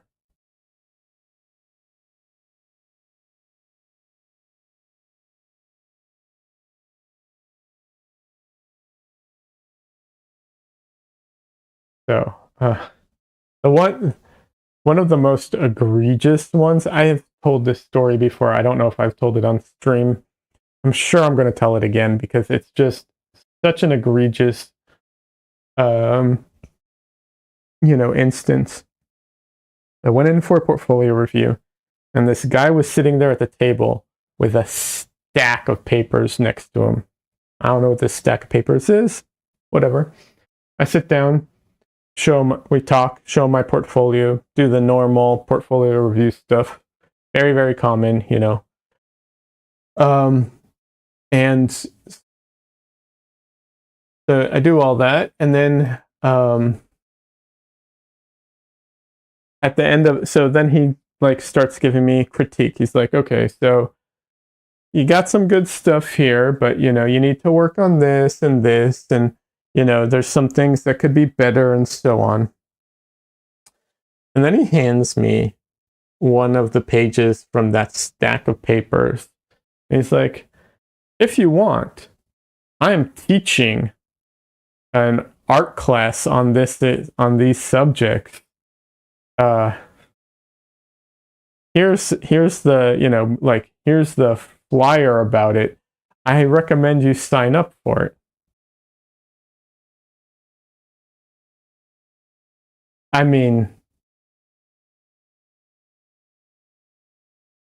how can you do that? Like, in what world? I was just floored by that. I don't think I'll ever forget that. It was so crazy that he would do that. Um, yeah, that one will. I don't like I said. I think I'll remember that for the forever because wow, just the you know he wasn't. It wasn't his school. Like it would be understandable if it was his. You know, he was representing his school doing portfolio reviews. Like I get that would be more understandable at least, right? Like I still have issues with it, but at least like it makes sense.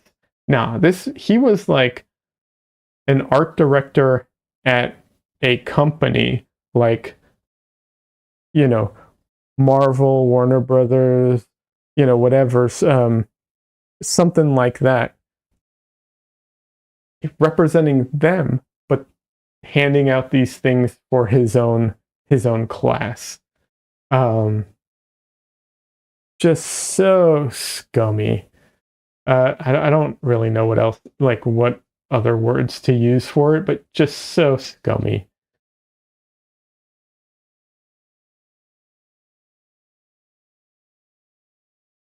Yeah, that was one of those that sticks in my head to this day.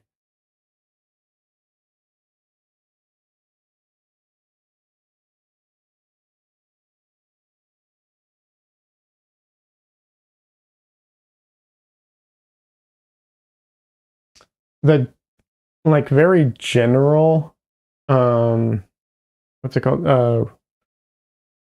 Like the very general recommendation I would say for anyone, any artist going for portfolio reviews is if you want critique on how to get better, go get reviews from other artists working in the industry that you want to work in.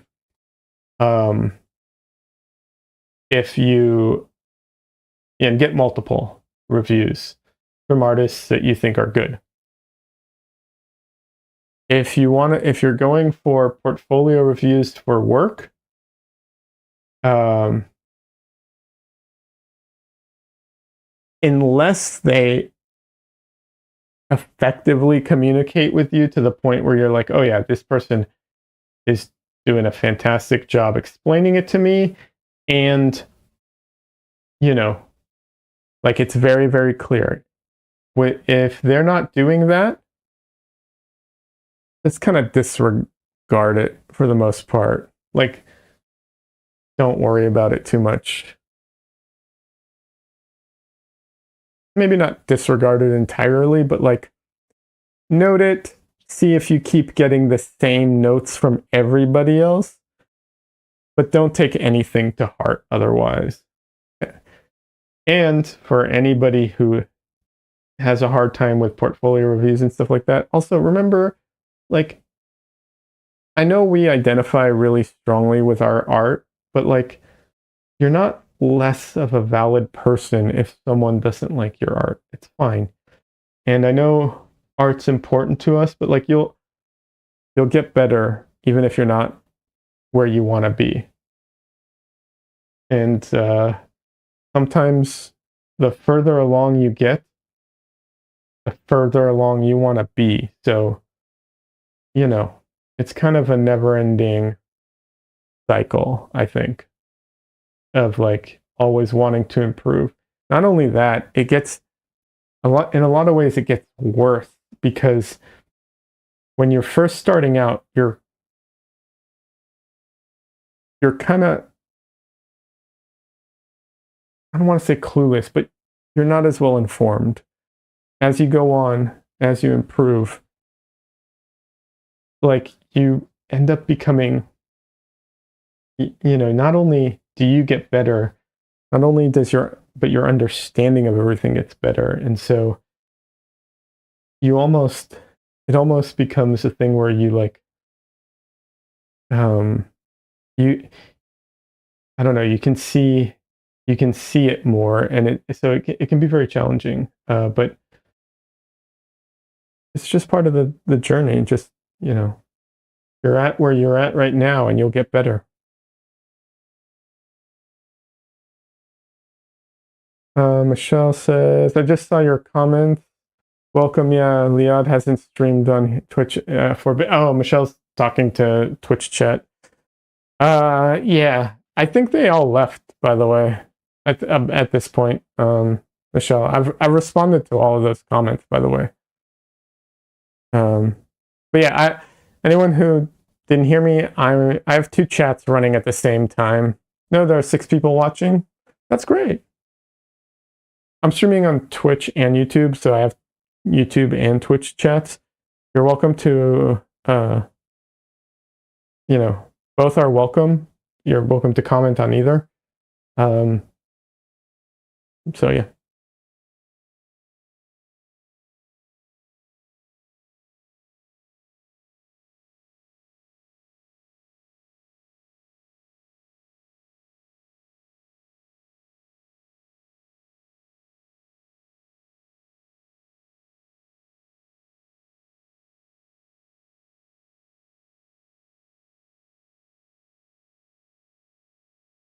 Yeah, anyone watching, you're welcome to participate in the chat. I love interacting with chat, talking about different things. I think it can be it definitely makes streaming easier. Selfishly, I say, but also it it gives me something to talk about. But also, sometimes it brings up subjects or lets me talk about something in a way that I wouldn't otherwise. Or I learn something new, like how to pronounce a name that I will forget next time how to do it again. So, there is that. If you participate in chat, be ready for me to butcher your name. It happens regularly. I will give it the old college go, but I will also fail.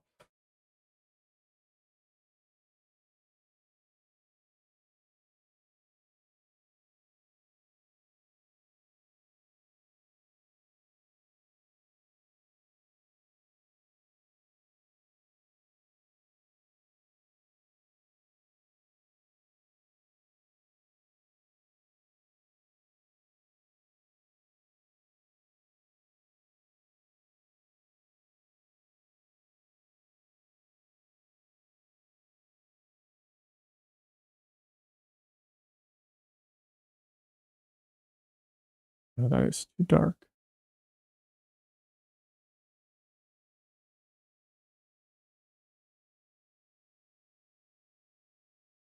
Yeah, I'm trying to think other portfolio reviews that I struggled with. I remember when I was trying to get into this is a little fresher. When I was trying to get into storyboards, and I was, brand new, I went for portfolio reviews. And it was so frustrating because I would get completely contradictory, reviews or notes. Like I got, I'd go for a portfolio review and they'd be like, "Oh yeah, you should definitely um, you should find some scripts online of, what's it called, well-known properties and do those." And then other people would be like, "No, you should not. Don't do that. Do personal projects of your own." Like, well, I only have so much time in the day. I don't know what to tell you guys, and I don't know what I should do at this point. Catherine, wait, Catherine. Sorry. Says I'm still here, just listening because I'm doing all kinds of household things.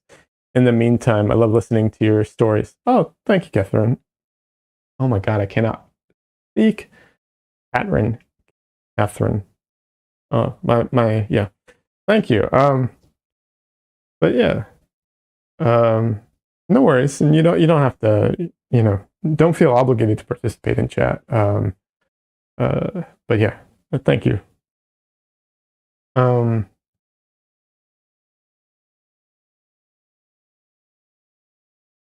I will say this. trying to break into storyboarding and animation, storyboarding and all that. Like I said, I got conflicting in feedback on like what I should do. And I'll be honest, I don't have an answer for anybody. So anybody who's looking to break into that, I can give, like, I could do portfolio reviews, I could give feedback on like your, your skills and things, but I'll be honest, to this day, I don't know what the right answer is. Like, I don't know, like, if you should do, existing properties and scripts, or if you should do personal projects. I don't know. I honestly, I don't know. I don't know what the right answer is for that. Other than like do everything, which is, once again, like this, I get it. You're working. I was at the time I was working like only so many hours in the day. There's only so much you can do at once. Um, so I don't know what the right answer is. Yeah. I, okay, wait. I take that back. I do know. I somewhat know what the right answer is, but um, it's who you know. Networking is the best. Like you have to be good enough to do the job, but networking is what will like get you work. And networking has such a negative connotation to a lot of people. I totally get why. I have that feeling about it too. But it doesn't have to be. I will say this: like when I was getting into storyboarding as work, I started meeting people and so on, and I've made a lot of great friends who are in the like storyboard animation world. They're all artists. They're all really cool people. Like genuine friendships. And so was that networking? I mean, technically, yeah, but like I'm really, you know, like even if I never got a job from those, and a lot of those networking things never turned into jobs. It wasn't like, oh, I'm only meeting these people to get work. A lot of them never panned out into work. There's so many cool people in that industry, and honestly, if there's an industry that you want to get into, most likely there's going to be a lot of cool people in that industry that like a lot of the same things you like. That's why you want to get into it in the first place, right? So, um, it's worth like pointing out that like networking can also just be like making friends, which is not easy to do. I get that, but like at the same time, uh, it's worth doing. It doesn't have to be, that like slimy networking, I don't know, connotation that I personally have with the word.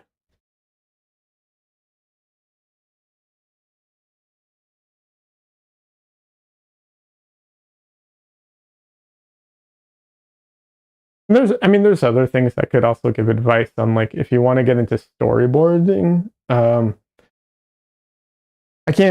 don't have advice on how to get into movies because haven't done that. But for like TV and animation, you know, commercials is a good place to start.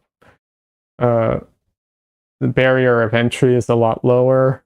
Um, and you get some experience and so on.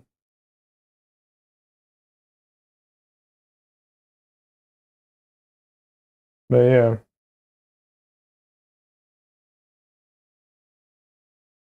don't get me wrong. Not everyone in the industry is great. No, there's no such thing as that doesn't exist. Like people are people, and you're always going to come across uh, some a holes for sure.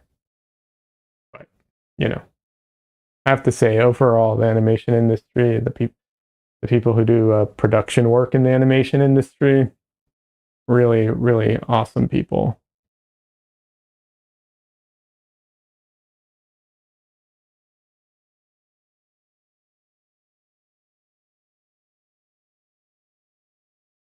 Yeah.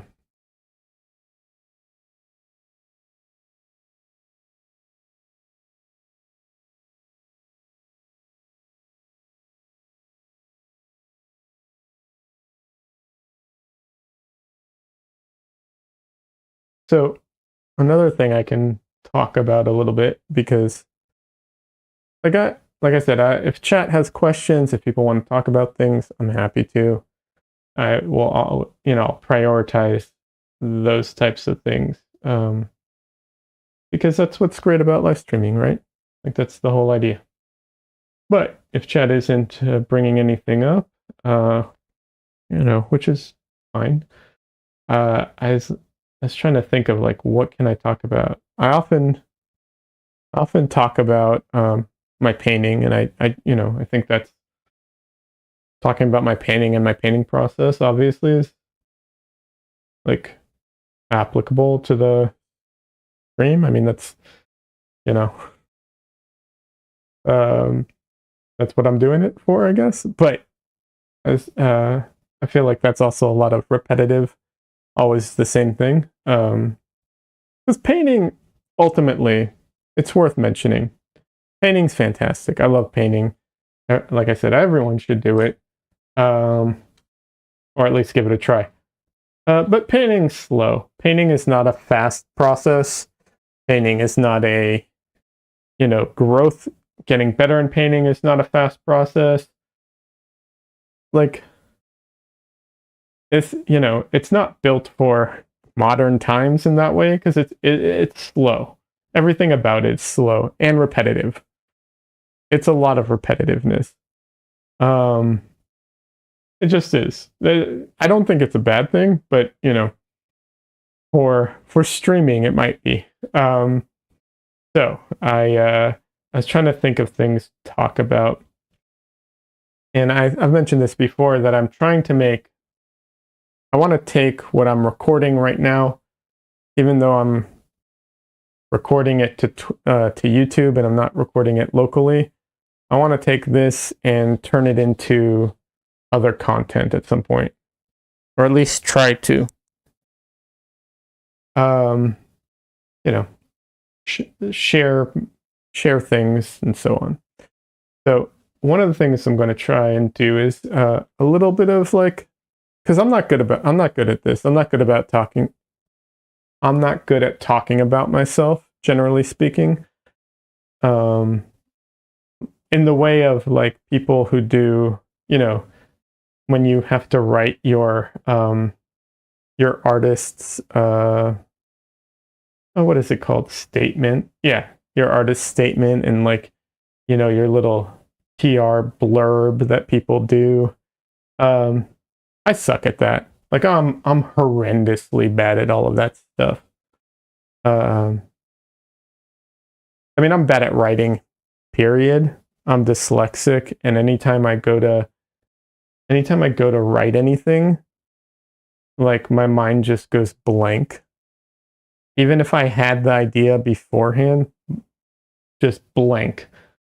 Um, so I thought, maybe I can talk a little bit about my how I got where I'm at right now, and if maybe I can use some of that for a video or an artist statement, or maybe it'll help someone realize that it's not a straight line, and it's not a you know easy thing to do, and also that I made a ton of mistakes on the way, and don't do that.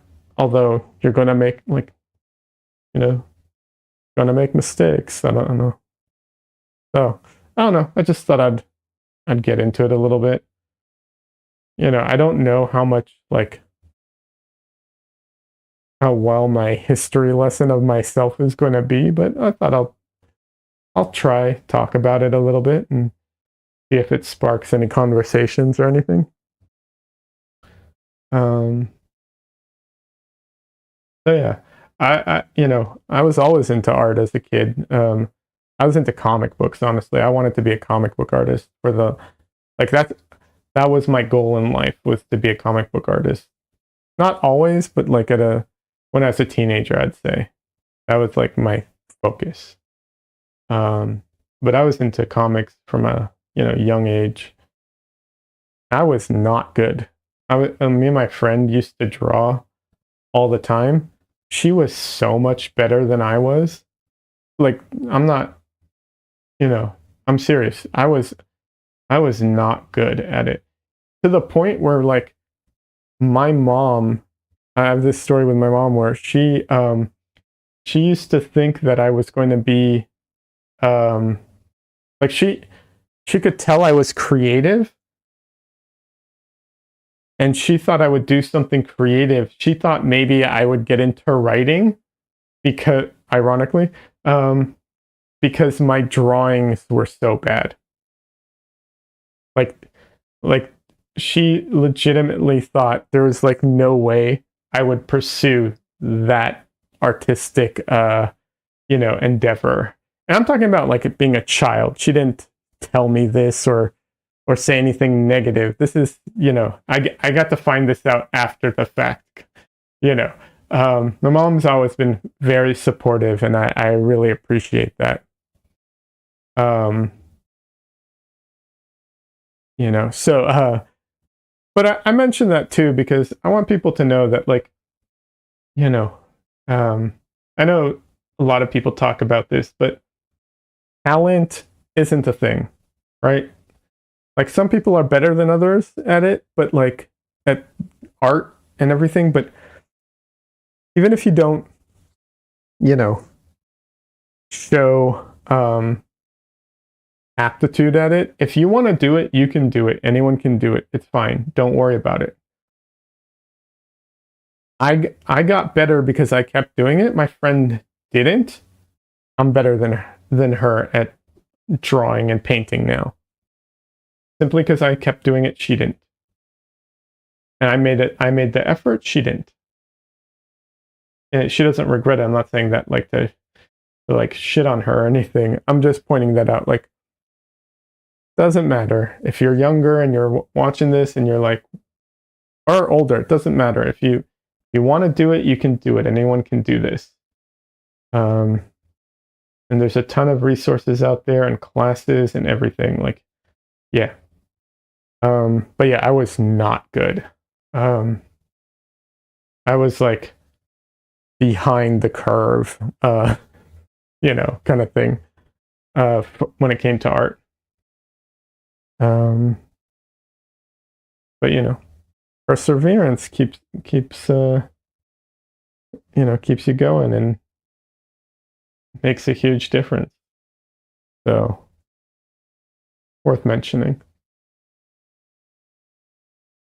Um, but yeah, I used to draw. I had an uncle who was into comics, and he tried to like give me some direction of things when I was younger. And what's it called? I used to copy comic books, which copying is a great way to like learn. But get good reference too. Like, I also used to try and like draw or copy, yeah, my like He-Man figures when I was this is how young I'm talking, like a kid, a child. Um, just so you know, He-Man figures not anatomically correct. Just FYI, in case anyone had any doubt. Um, so not the best reference to start with. FYI, in case you were wondering, I would recommend getting. There's a lot of great books. Some of them are free online, even. Uh, don't use He-Man figures as art references. Just saying, unless you're trying to draw a He-Man figure, with that exception. Yeah. Oh, time to stretch.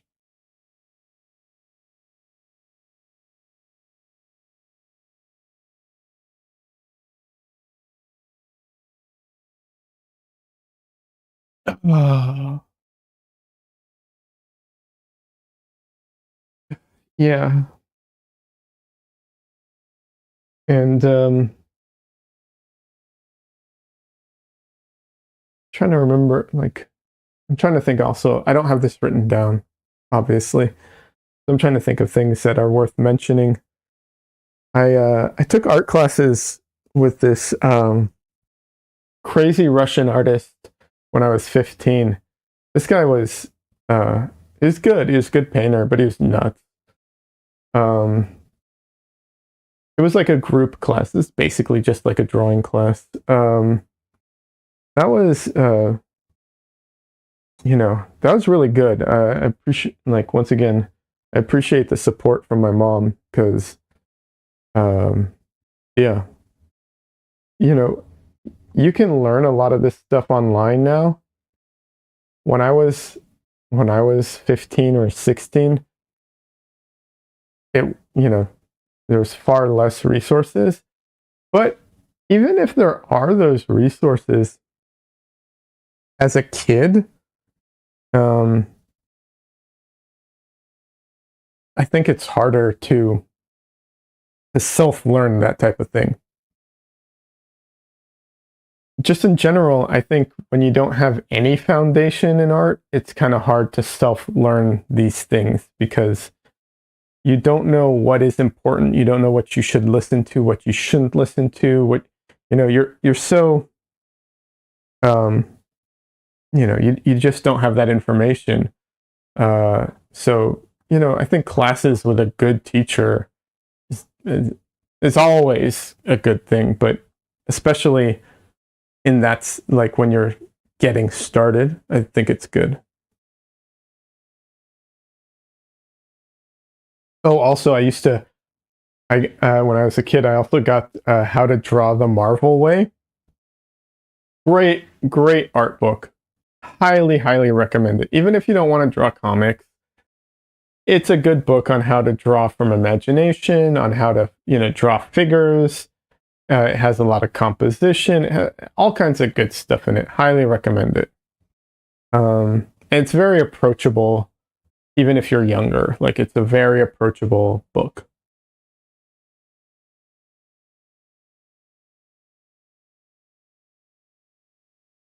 Um, Also, there's the Bridgman series of books. Personally, that one worked for me, but the Complete Guide to Drawing, Figure Drawing, I think it is. But some people that didn't work for them. Either way.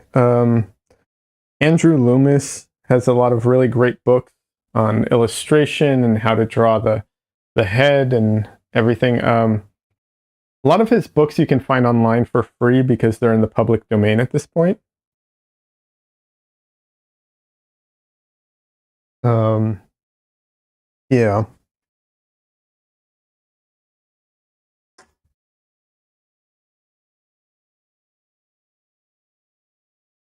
All right. Stretching for a second. I'm still here, but I am going to be out of camera because I'm going to stretch. Oh.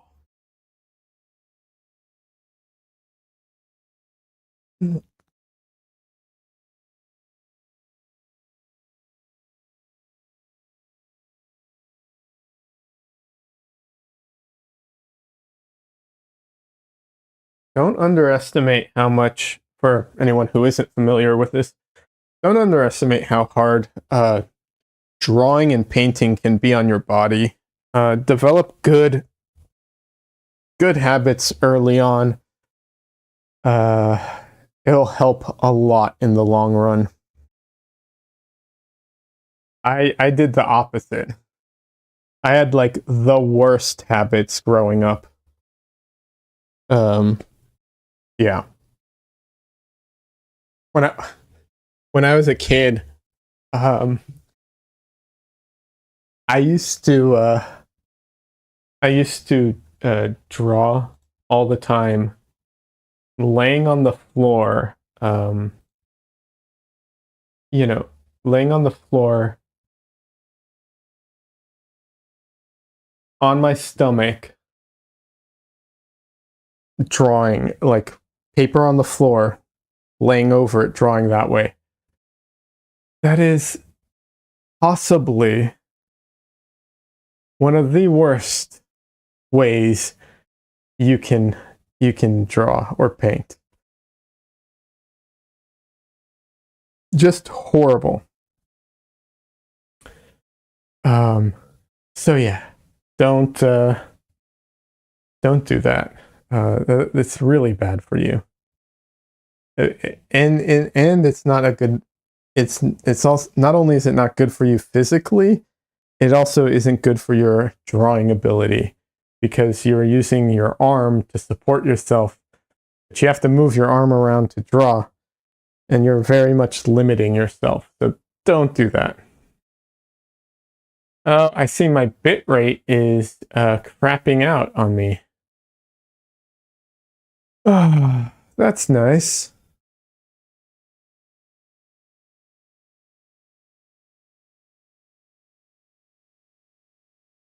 I will give it a couple minutes. Hopefully it'll even out.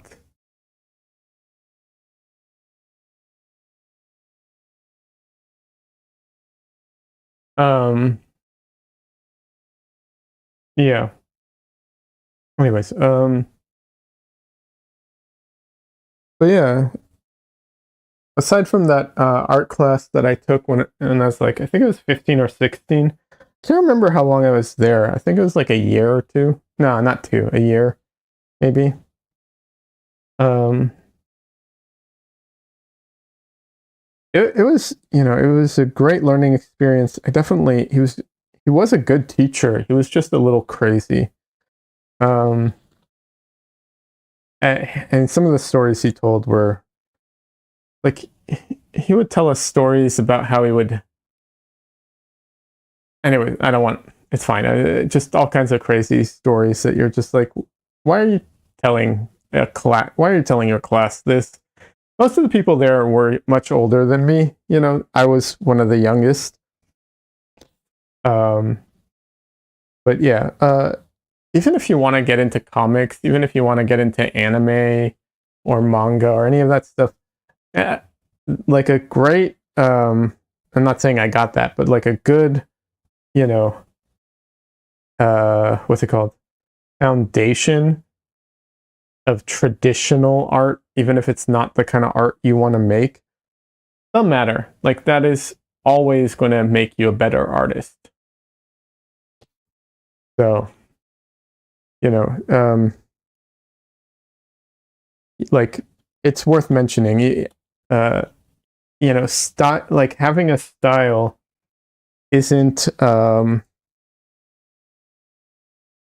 isn't an excuse for shouldn't be an excuse for lack of skill or ability. You want your style to be an expression of your interests, your way of thinking, and your choices, not a way of compensating for your inability to do something.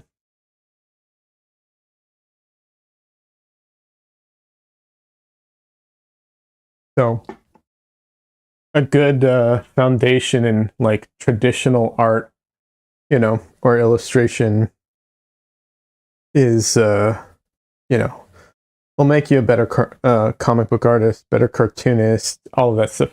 Now, having said that, there is a difference between the way people who general, like it kind of splits into two, and it doesn't have to be this way, but it is a little, where people who want to do fine art usually go in the direction of like,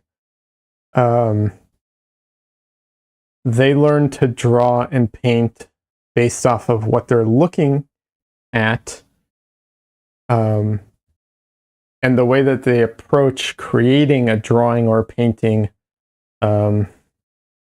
reflects that.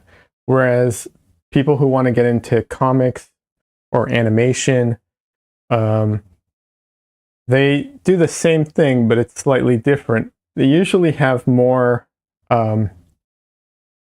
there's more construction in that, and the reason for all that construction is to be able to paint from imagination, or draw from imagination. The idea of being able to, you know, move a character, a made up character in space, and what they look like when they turn around, and all of that stuff.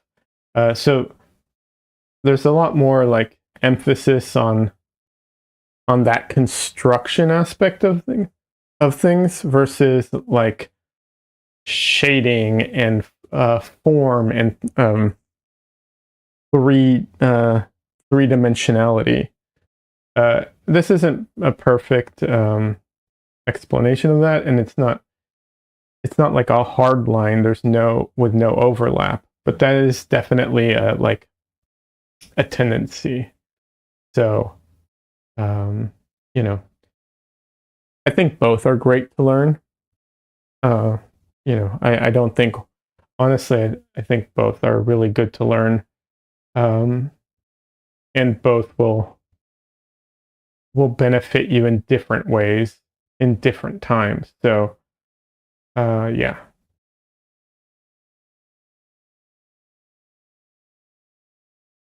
I think I think I got a little sidetracked, but yeah, that's fine.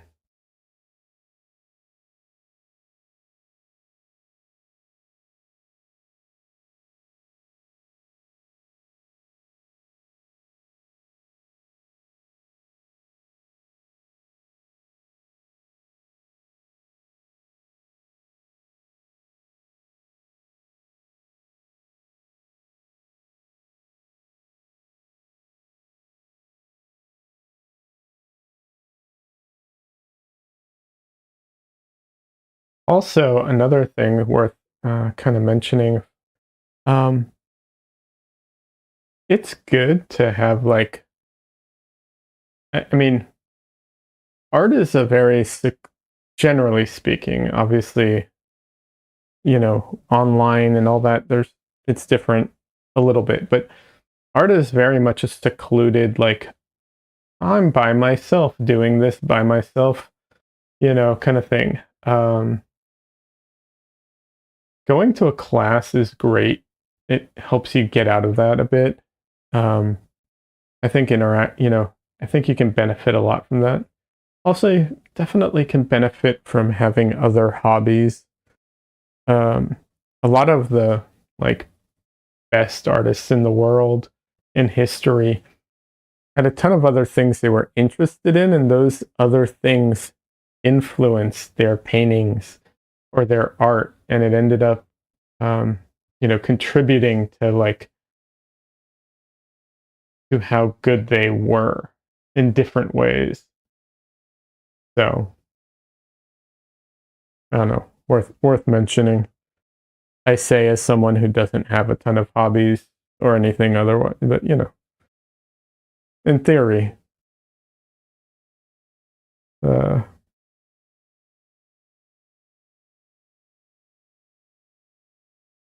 well, the reason I was thinking about that is because when I was in high school, I was in like I was in computers, uh, and I was in like advanced computers, advanced physics, advanced chemistry, advanced math, um, all those, advanced biology. I found all those things fascinating. Um, yeah. So, and I do think that, well, some aspects of biology obviously have translated over to, because I will say this, learning the human anatomy, very important for artists. Uh, Not that I can remember the name of almost anything, but like still have an idea of where it is or what it is or what it does at least. No, in general. Not perfect, but yeah. Um,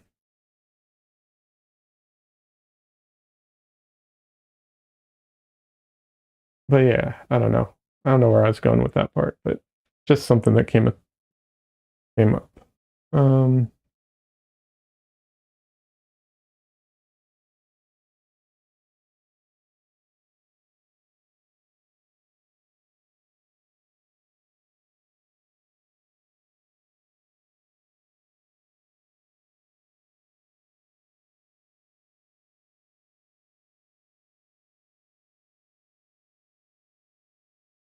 I need to put out more paint.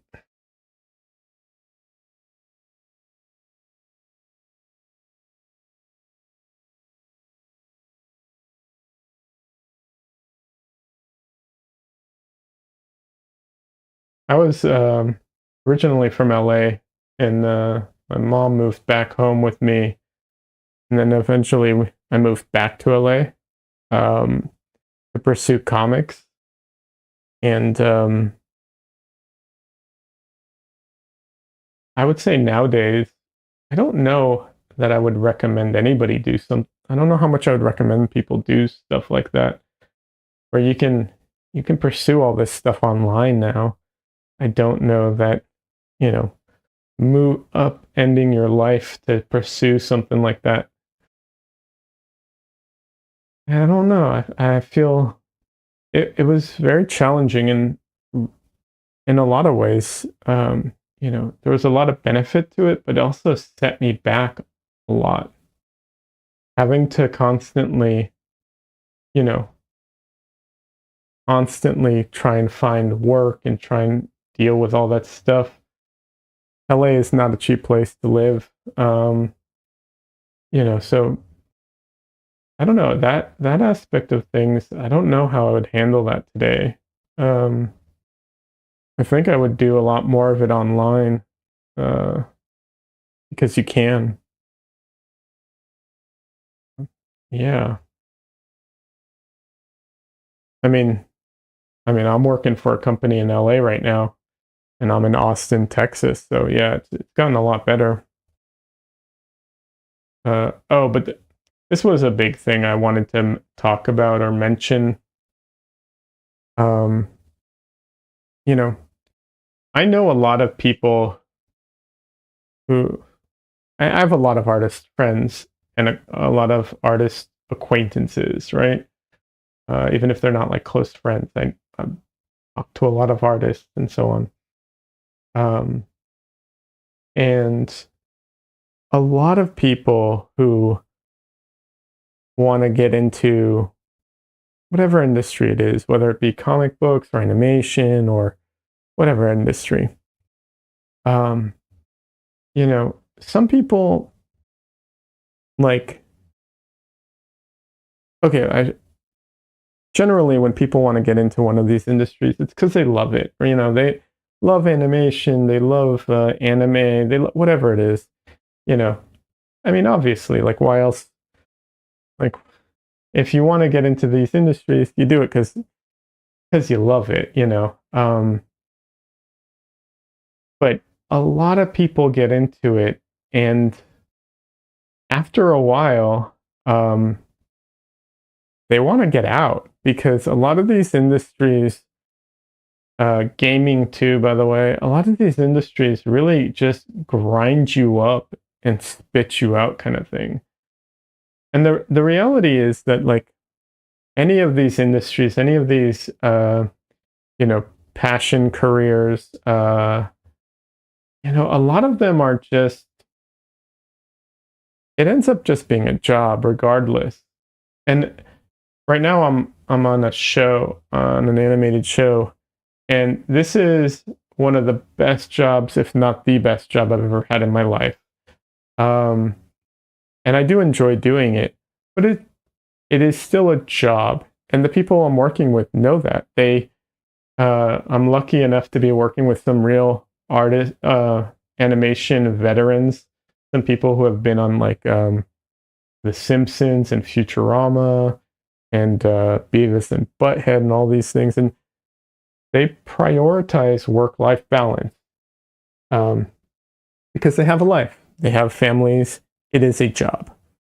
But people, when they get into it, they don't. do those things. And, it can be, that can be very challenging. And I will say this, I, in a lot of ways, feel like I wasted years pursuing work. Now, obviously, I needed work. I needed a job. Like it's that double-edged sword of like, that's just the way it is. But I do wish I'd prioritized developing my own personal work during that time. That's why I'm doing these streams. That's the main focus. That's why I do, like, everything I do here is my personal work, my oil painting. It's my stuff, because I'm not using this to pursue a job. These are for sale. I should mention that these paintings are for sale, generally speaking. But yeah, I do think people need to, especially young people who are getting into it, because I've seen this multiple times. Like, they live and breathe whatever it is. And, I get that. I understand that. I used to be that. But that's not necessarily the best way of going about it for your own personal life. Maybe. I can't honestly answer that for you, but I will say personally, I know I feel like I spent years pursuing work and had like nothing to show for it in a lot of ways. I mean, don't get me wrong, I got jobs, I made money, I have my career, like, and obviously eventually I had something to show for it. I didn't have a body of work to show for it. I didn't have, I don't have like paintings from when I was, 20 until now. That I don't have. So, just something I wanted to mention, because I don't know that I've heard people talk about that necessarily too much. Maybe they have it, whatever. I'm repeating it then. I don't know. But yeah, it's just one of those things to keep in mind. That's why I encourage everyone to do personal projects, personal work. Develop your style, develop your voice, your artistic voice. Yeah, absolutely. Not just pop culture things, don't get me wrong, pop culture is great. Like, sure.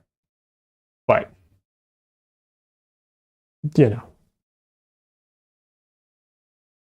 you want to be a little deeper than, than Star Wars.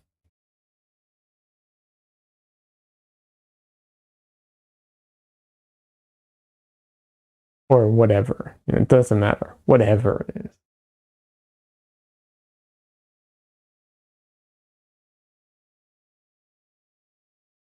Anyways, but yeah, I did want to mention that.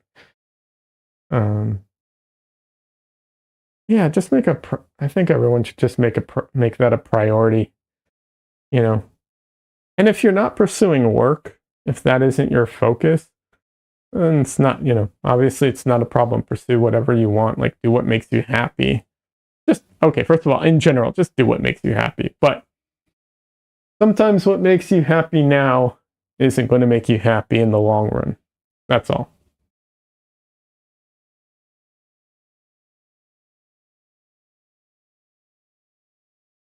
Hi, Justin.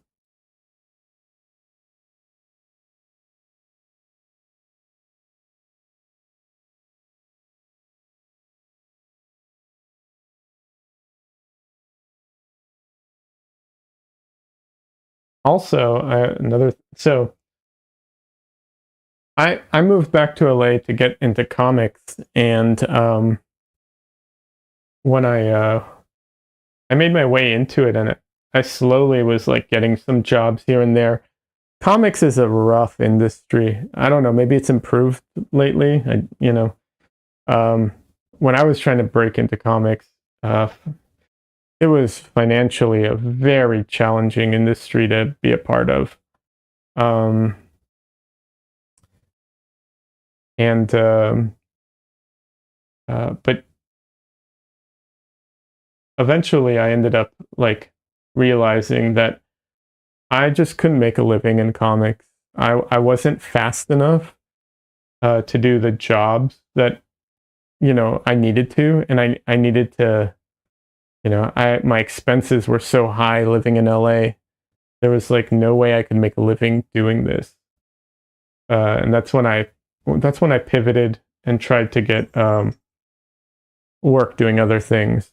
I mean, I always had like other jobs anyways, but yeah, that's when I like focused on like, I guess, a different career or whatever that may be. Um, which I'll get into in a bit, but yeah, um, it was, comics was a grind. And it was very disheartening. You love something and then it was just like, I knew people they'd have to do a whole comic book in like 2 to 3 weeks, not even a month. They had to do a 22-page comic, pencil and ink, in 2 or 3 weeks. That's it's just not sustainable. And their work suffered for it. Their comics looked like crap, but they had to, the smaller companies, that's what they wanted, and the pay was crap too. Like um you had to take on like, multiple jobs to like make it financially make sense. It was yeah, I hope it's improved a little. I doubt it. I haven't looked into it lately. Um but yeah, it was uh really a rough industry. I could never hit that pace at that time when I was trying to get into comics. I was another thing I bring up when I talk about, when I was trying to get into comics and stuff like that. Like, I thought at the time, you know, I didn't think I was like the best comic book artist in the world, but I did think I was good enough to get work. And I'll be honest, I was, but that's a low bar because a lot of really, really bad artists get work. Um, I was one of them. I should know. Um, because when I look back at my artwork from then, it's not that good. Like, I don't feel like I was good enough at the time. And so it's very challenging to know when you are good enough. Obviously, I think you should always just try and just shoot for it because you will get better and you'll get better on the job kind of thing for sure. Um, but in retrospect, when I look back, I'm just like, oh, no wonder I didn't get jobs. Uh, and when I moved back to LA to pursue comics, and I was actually planning on going to the Joe Kubert School for Comic Books, um, and I ended up not going because I couldn't afford it. It was too expensive, and I found a local uncredited art school in LA that has since shut down, unfortunately. Um, but the teachers there were just amazing, and so I ended up just going there instead. And I would. It was cheaper because it was uncredited, and then eventually I also started working there to pay for classes. Um, we can't all afford to not work while we go to school. Unfortunately, it'd be nice if that was the case. I fully support that. Um, but yeah,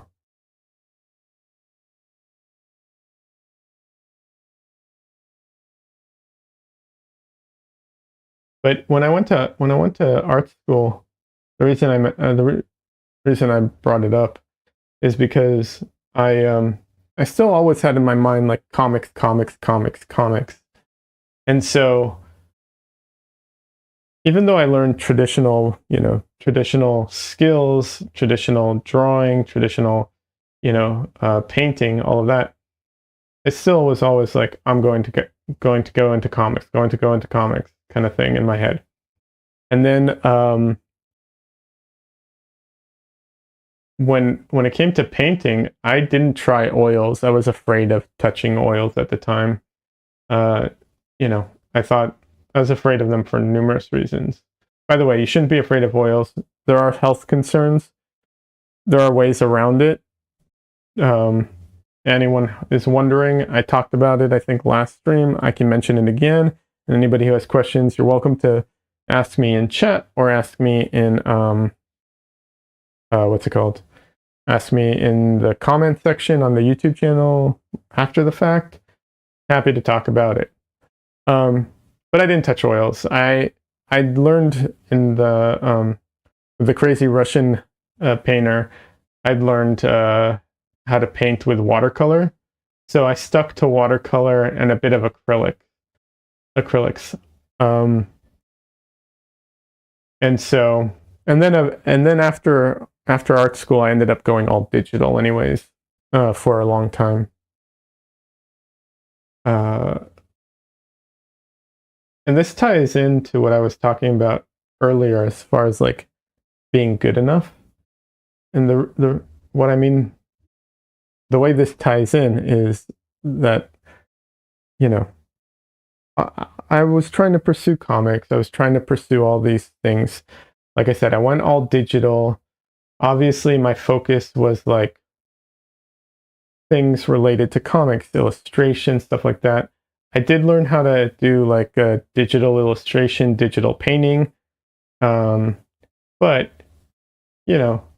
all with a look towards comics, towards sequential art or covers, right?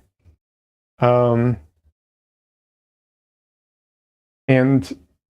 I still love sequential art. I love all that stuff, and I love consuming it as well.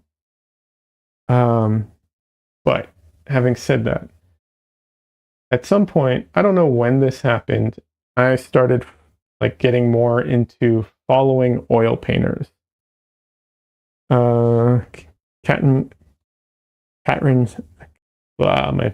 Catherine asks, interesting, do you still have watercolors you could show us? I have a watercolor painting I did recently, but it's not very good. It's not very good in comparison to my oils, but I'm happy to show it. And this is kind of touching on the subject. So I'm happy to show it. Just give me a second.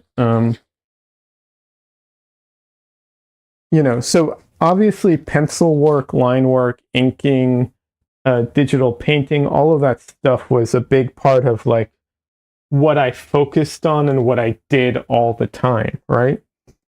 And then, like I said, I don't remember why it happened or when it happened, but I was interested in oil painting, or I started like being interested in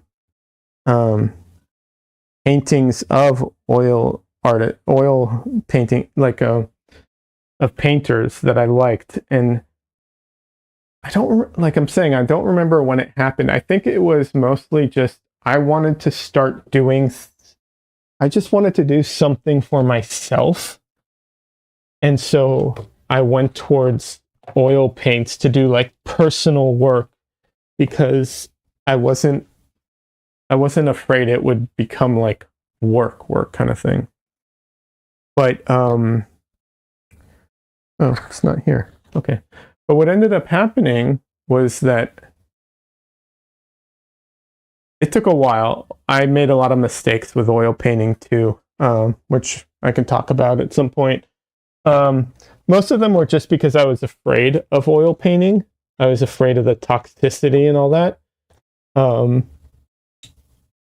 and that was a big mistake. I just made my life harder. Hold on, I'm trying to find the painting that I was talking about. But having said that, when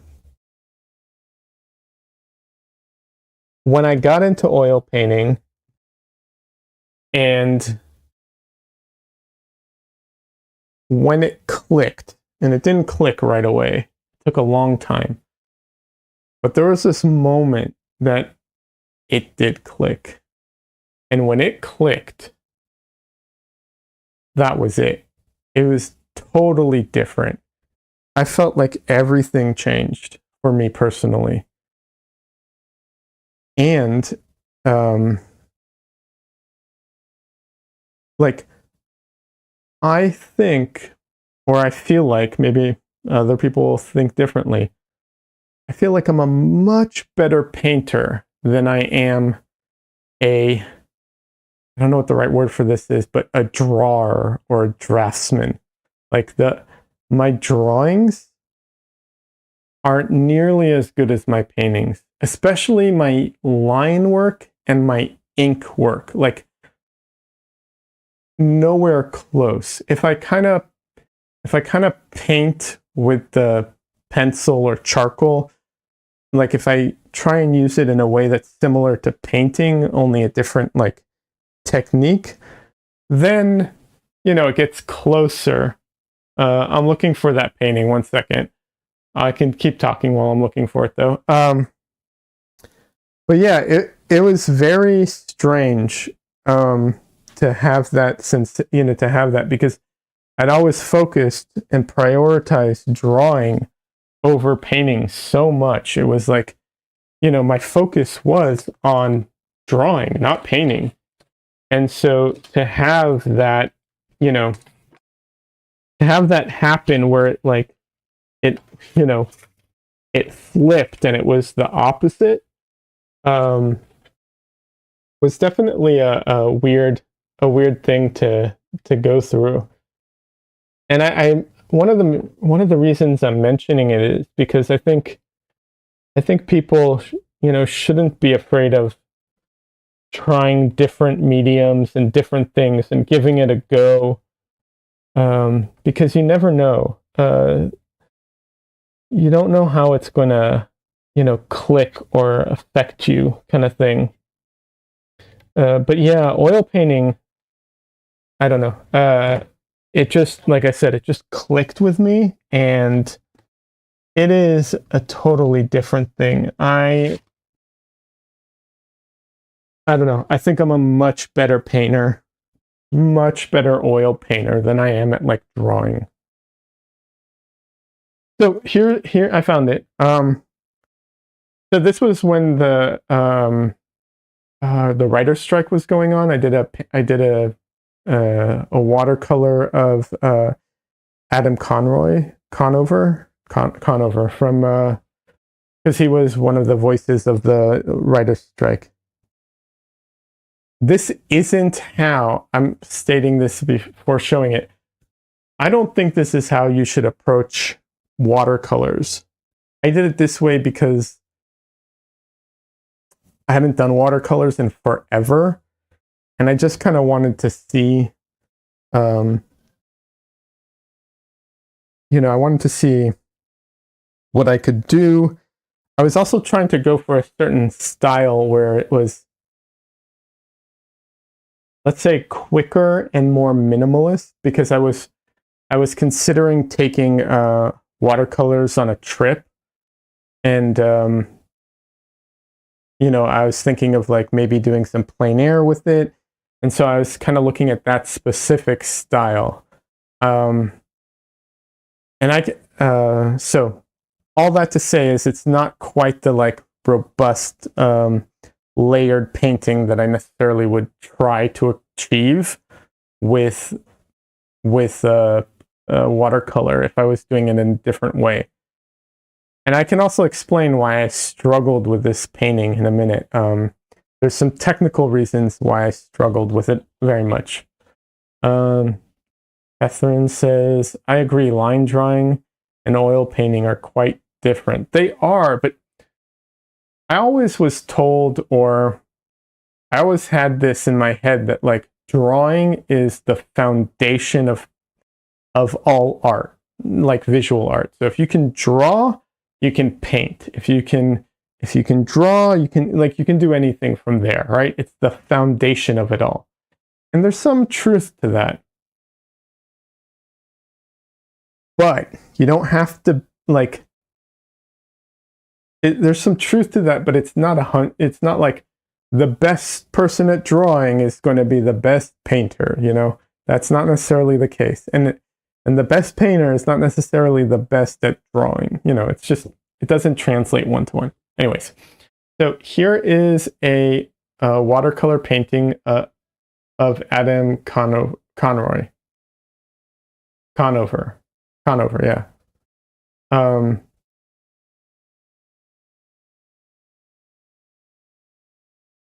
Yeah. So like I said, this is a style that I was going for, which is kind of a loose, quick style. That's why you have the like line work inks in there. They're not inks, but the type of thing, the dark lines. The thing, this is a cool painting. Thank you very much. The thing I struggled with this painting, and I realized I would find very challenging with watercolor if I were to like do a watercolor painting today, is when you're mixing color with watercolor, you don't know what the color you're mixing is until you put it down. Because that pool of color isn't the same in the pool as it is on the paper. So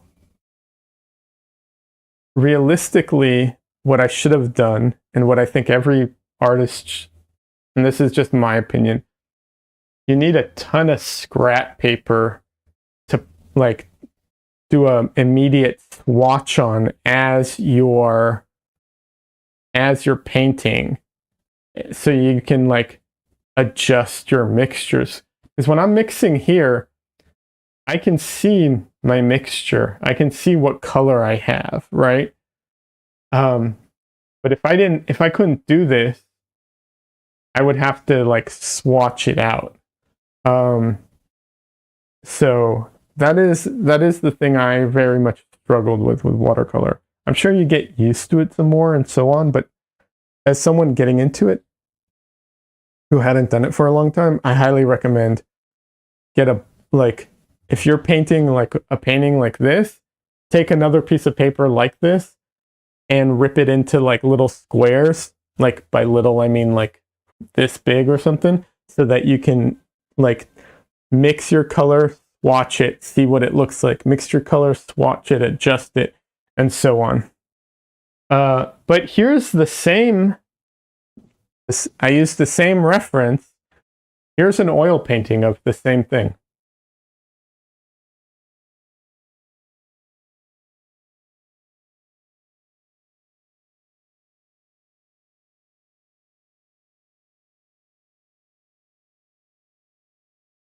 This one took a lot longer. It's not a fair one-to-one. This took a lot longer to do. Does this differ from the watercolors you made years back? Yes. The approach to the watercolors I used to paint and the ones I did now were different. Although the swatches were the same. I kind of forgot I'd done that. I see that's an amazing painting. Oh, thank you very much. I appreciate that. It's a totally different thing. And it took longer, obviously. But it wasn't just that it took longer, it was that I knew how to take that time and translate it into more. Whereas with the watercolor painting, I'd kind of reached the like I didn't know what else to do to it to make it better necessarily. But yeah, this is, I'm pretty happy with this painting. I think it came out pretty well. Very different. Very, very different. But yeah.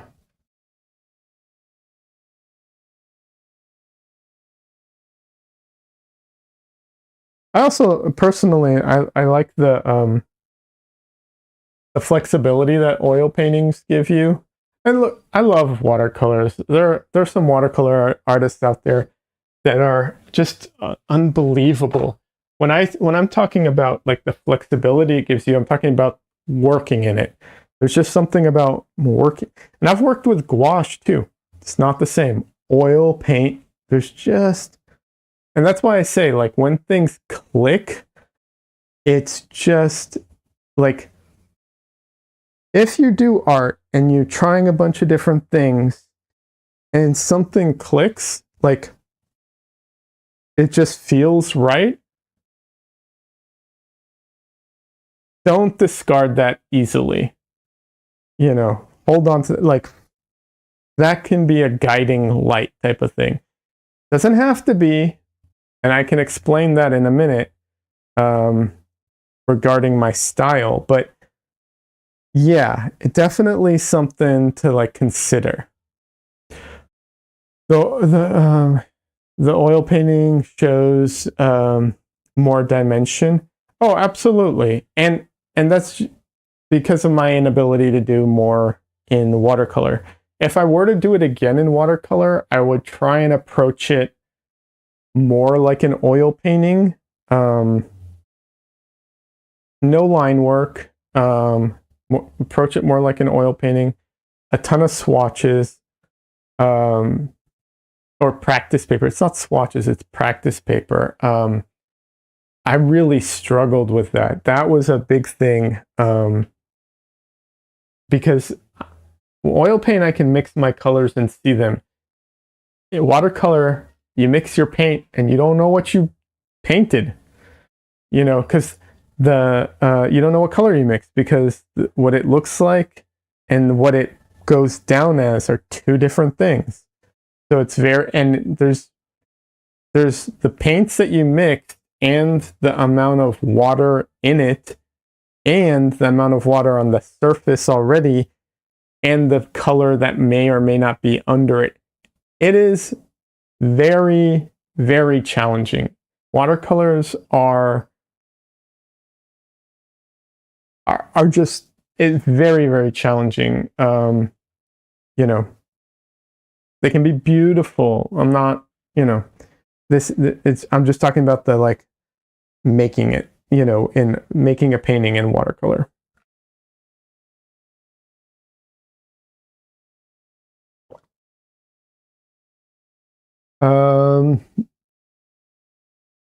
Alicia, Aliso says, yeah, here we have my favorite Van Gogh.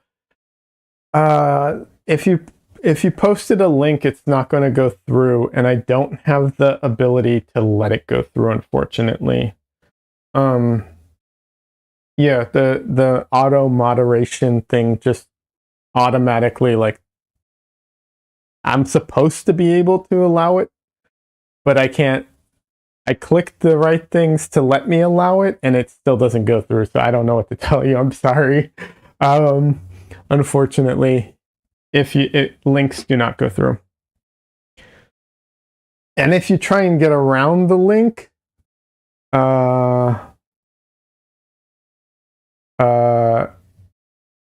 it also tries to like get around that too. We could improve that, Alicia. Okay. Wait, Aliso or Alicio? I'm getting it. Fuck. Okay, let's do it this way. Aliso, as in like Alice in Wonderland, or Alicio? That. Catherine says, watercolor is difficult. My last painting was the one of Nicholas from Drawn Together in watercolor, an attempt. In oil, it would have been totally different. Absolutely. They're totally different mediums. But it's a thing about working in them. It's, I've seen watercolors that are just like just mind-blowingly good, right? Like there's no, it just depends. And there's all these beautiful effects that you can do with watercolor that you just can't do with oil, and vice versa. So there's no perfect medium. But when you find the one that like just clicks and it works, and it just, if you find that, you still may want to do other things, and I totally encourage that, but also like pay attention to that kind of thing. It's a mix, haha. There's the stress on the butt. It's pronounced different. The E.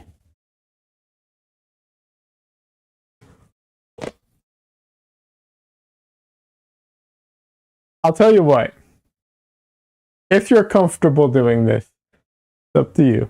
If you're comfortable doing this, record it for me and send it to me. Like, you can send me emails on my website. You can contact me, or you can send me a link on Instagram. You know, or on Twitter. If you feel comfortable doing that, I would totally be down to hear that. I won't do it on stream because they'll, regardless, I won't do it on stream. But yeah.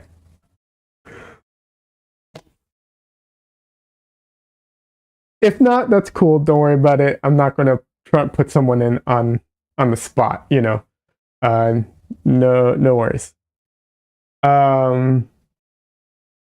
Yeah. So I was going to talk about this. So, because I was talking about like when you have something that clicks, lean into it, hold on to it, go with that kind of thing. And I do think that's true. And I do encourage that. But I also want to point out that you don't have to, and as your taste changed over time, it's okay to change with that. I put a little bit of like on Instagram. Okay, cool.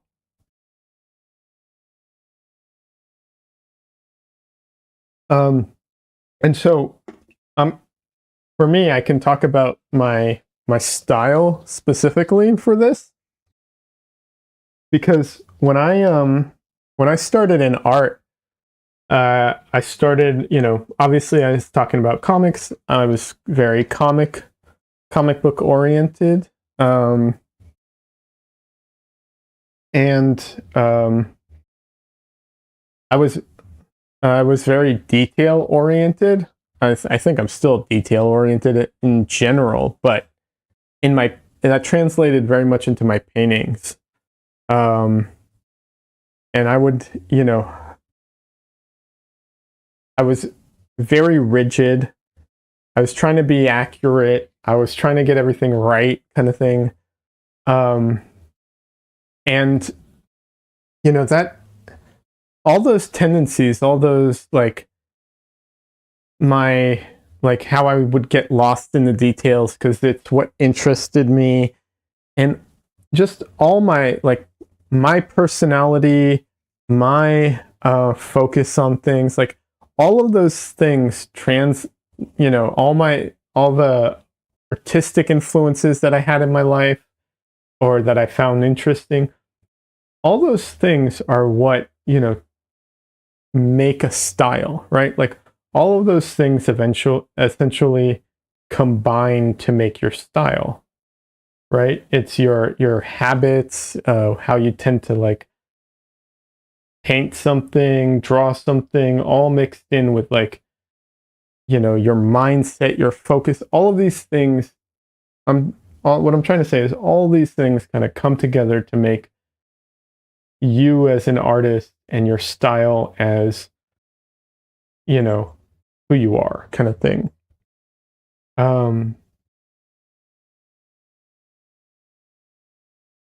And that will also be similar to like when things click as far as like mediums and so on, right? But at one point when as I was developing, as I got better, as I got more exposure to things, that all changed for me. And I wanted to paint looser, and I wanted to paint more artistic, and I wanted to do all of those things. And I started developing new by the way, cat incoming, just letting you know, cat incoming.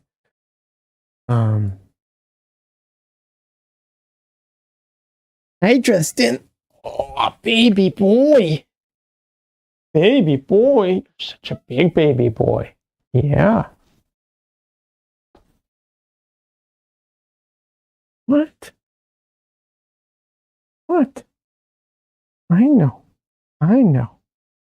You want to play and you want dinner. You want to play and dinner at the same time. I know. Not dinner time yet, though. And I can't play. So cute. Yeah, he's such a cute baby. Where are you going? Where do you think you're going? Where do you think you're going? You're the star of the show.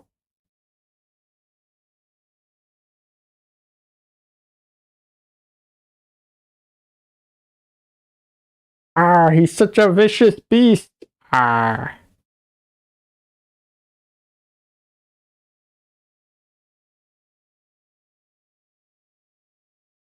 So vicious.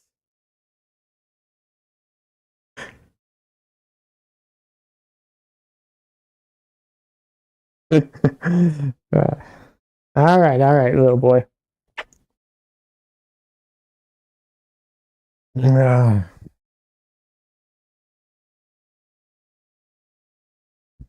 Yeah, he's so cute.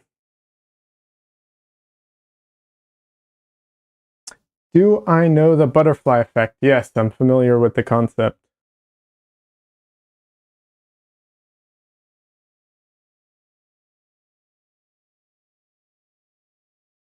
He enjoys those rubs. Yeah, he does. He also likes to attack my hand. But I don't. He's so gentle. He doesn't. He'll bite me, but he doesn't bite hard. Yeah, like I don't. Some cats you can't like play with their stomach because they'll scratch you and bite you, and it's not a problem with him. He's such a gentle boy. I do get some scratches here and there, but that's only because his nails are so sharp that like it's very minor though. If I clipped his nails, I would never get scratched by him. He's so gentle.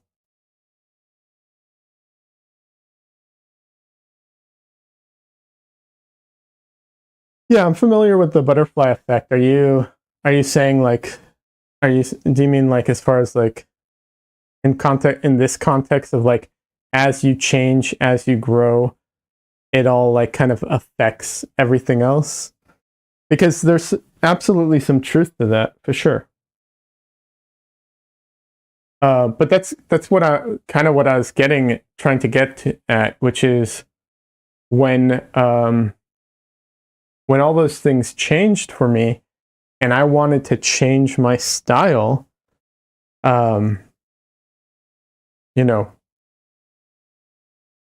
changing one's style is not an easy thing to do, and people have this idea that your style is just kind of set, and like whatever your style is, that's your style, and there's no changing it, and there's nothing you can do about it. And that's not true. You absolutely can change your style. And not in a superficial way. Not in a like, oh, I'm just going to do this from now on, or this, and that's my style. No. I mean, holistically, like you can change your style. Do I know the wormholes? I mean, I've never personally had any interaction with wormholes. I know of the concept from sci-fi movies. Um, I don't think wormholes are, they're like one of those like sci-fi concepts that, but I don't think that they're even uh, entirely real concepts.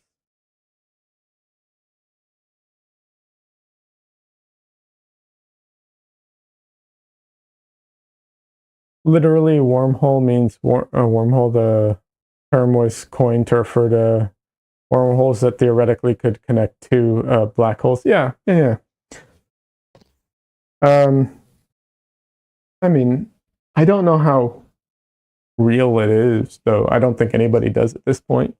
I'd be cool if it was, although like I said, my understanding is that that's all just like sci-fi stuff at the moment until they, discover something.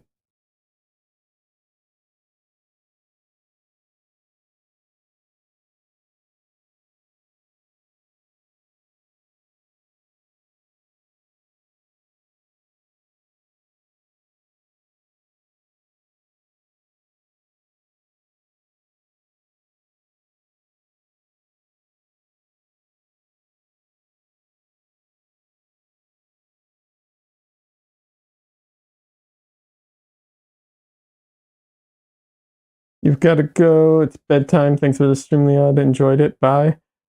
All right, Catherine. Have a great night. It was good hanging out with you. Yeah. I will actually. I'm gonna probably going to be ending stream in like 15-ish minutes, maybe. I like to give myself a long runway to end stream because so often something will happen and I'll take a little bit longer or whatever. So I like to give a long runway in case anyone has questions or whatever, anything.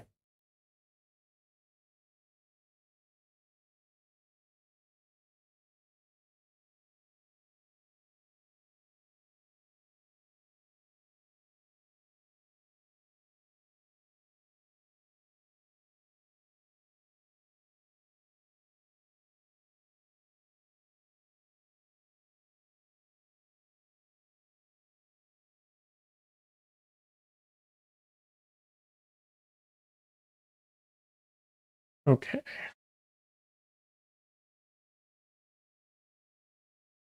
I can also feel like my voice is starting to I don't know, get tired.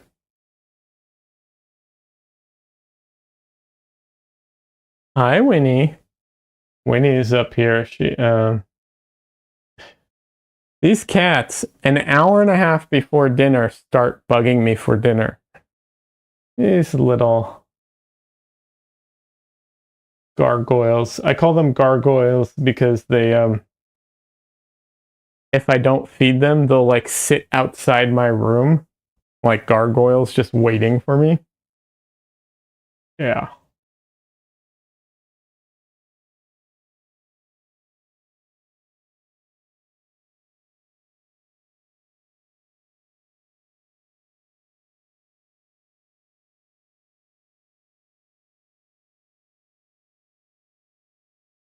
So I was having trouble right here trying to get the paint right.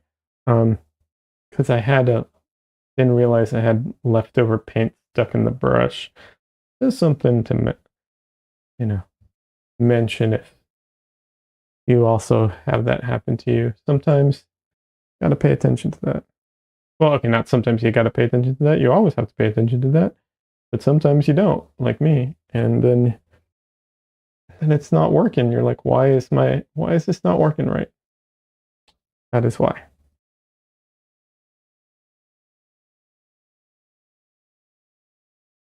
I will increase difficulty. Huh?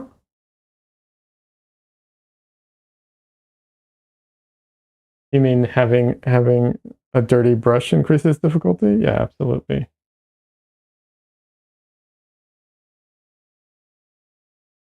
I don't really clean my brush very well while I paint because I don't use solvents. So I do clean my brush, and you can totally paint without solvents, but you know, you have to be aware of it.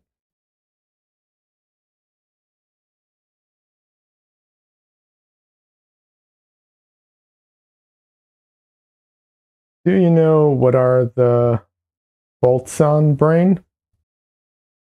Yeah.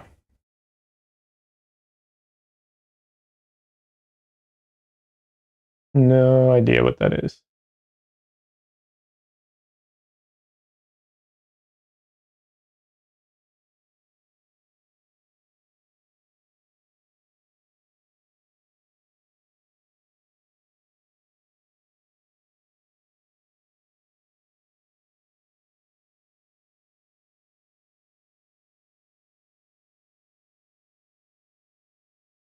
I have all kinds of ideas running through my head about what this could possibly be, but I don't. Off the top of my head, I don't. And I'm like 90% sure all the ideas that I have are completely wrong because I don't think they have anything to do with what you're asking. I'm just thinking like bolts. Like I'm, you know, to me bolts are you know, like screws or bolts that hold things, you know, or lightning bolts.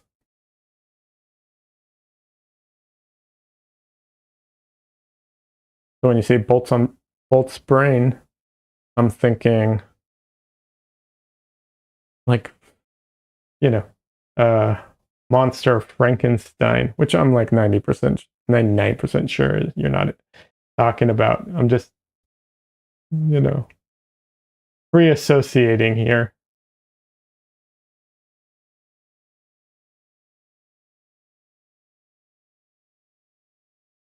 Boltzmann brain is the hypothetical self-aware entity born due to quantum fluctuations from a state of chaos.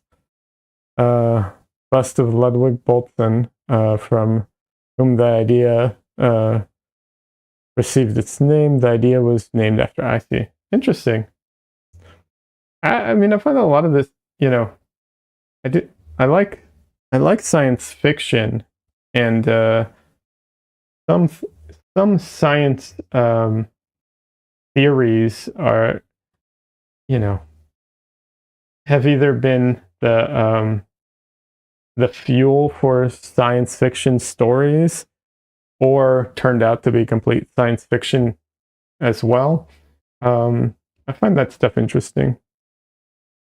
The physicist Ludwig Boltzmann, according to whom the universe is a very unlikely state of non-equilibrium, and that it arose from random fluctuations, i.e., the same way that Boltzmann.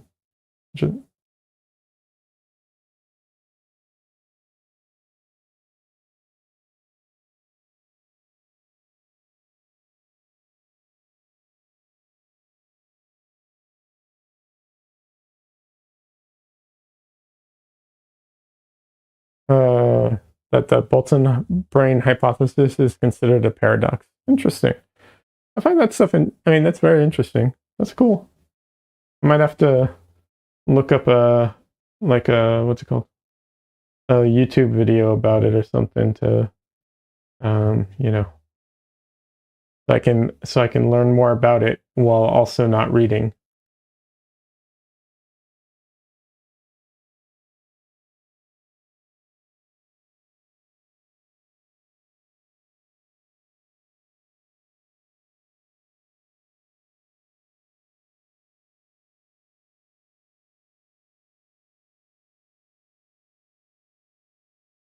Um, that's, yeah, I had something I was going to say about that, but it just completely just vanished.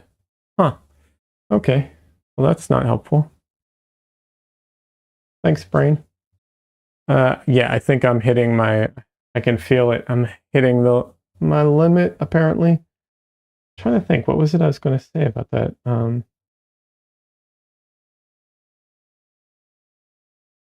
Hmm.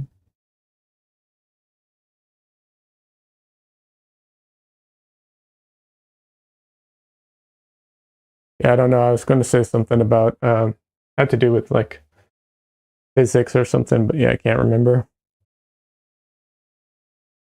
The entropy in DEDI is defined as a measure of randomness of disorder of a system. The concept was introduced by a German physicist named Rudolf Clausius.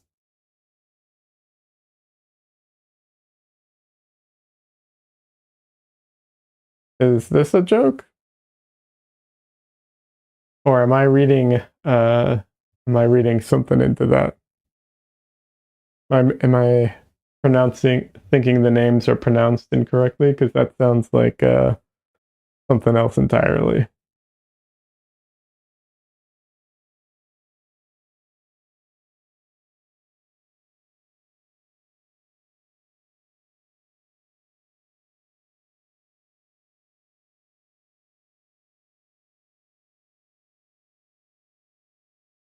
In 3 months, you will be a laureate in universal astrology with me. Hey, no problem. That'll be fun. I've always liked physics. I think I like the. I'll say this: I enjoy the concepts of physics a lot better, or a lot more than I enjoy like doing all the math related to physics. You know, uh, that was always like when I was in school and I was learning physics. I loved the theories and the concepts and everything. But then they always wanted us to do all the math with it, and it's just like, why? Why do we have to do all this math?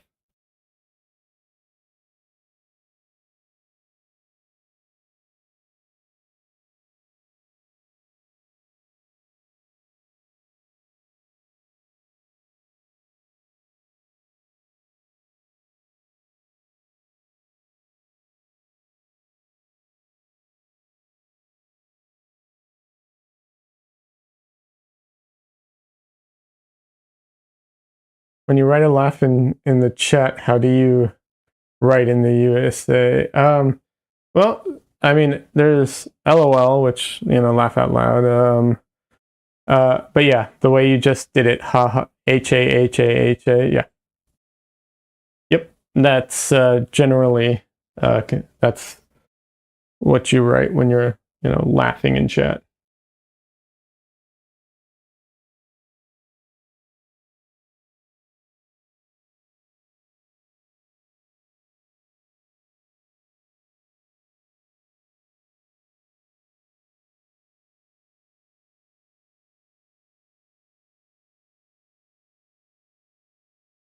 Oh, you know what's so obviously when people laugh and right laugh. Some countries use different things. Yeah, absolutely. I think it's so interesting. That's exactly what I was going to say.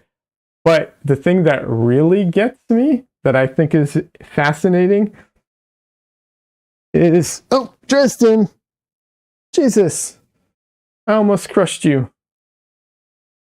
The Brazils use www. Like that's funny. The thing that I think is very funny is that different countries use different not only spelling but also not only writing but also like verbally,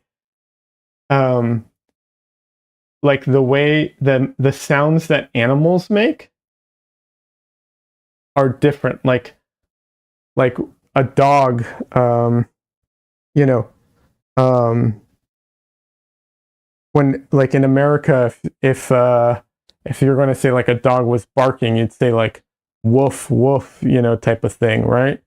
But other countries will do a different sound. And it's so funny because like dogs make the same sound everywhere. They don't have like accents. um but people do it differently in different places, which is I think is interesting. And they especially, they also write it differently, but they also just verbalize it differently. And that, I think that's really interesting. Hey, Tristan. Oh, thank you, little boy. Thank you for the lick. All right. I think I'm hitting my limit, and I think I'm going to be calling it a weekend or a night. I stream Monday and Wednesday night and Sunday day. And that's a current schedule. Dresden, the cat.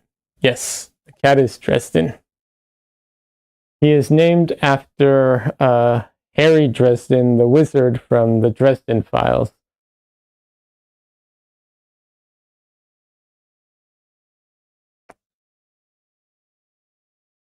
I like that. Me and Michelle both enjoy that book series. So, although I haven't read the last two, so no spoilers. What, little boy? What? Anyways, yeah, I'm going to be calling it a night. In Italy, people say bois, but that's weird. It effectively doesn't say bois. Yeah, I'm agree. Yeah, no, it's very funny. I think it's very interesting how essentially people give animals accents based off of where they are, even though they all sound the same. Pretty boy.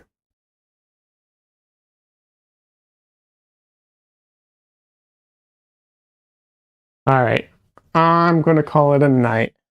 Everyone, thank you so much for keeping me company while I paint, and I appreciate it.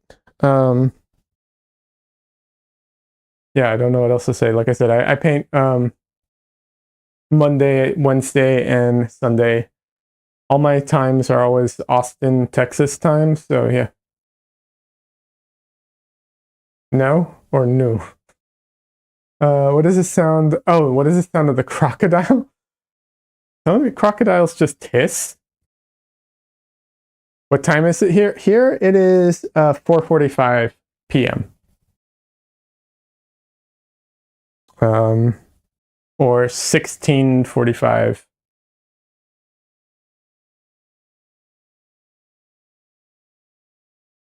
So yeah, like I said, Sunday is during the day. Monday and Wednesday it's at night after work. So thank you, everybody. I appreciate it. What do I have to do? Today I've got a lot of things to do. Anyways, thank you all. I appreciate it. Last time you retired. Oh, last time I streamed later. It's not a set time. I should have like an exact time, but it depends on everything that's going on. I did post about it, usually on my Twitter, always on my Discord. Yeah. So yeah. Have a great weekend, everybody. Hopefully I'll see you on Monday or Wednesday or next weekend or sometime. Have a good one. Bye.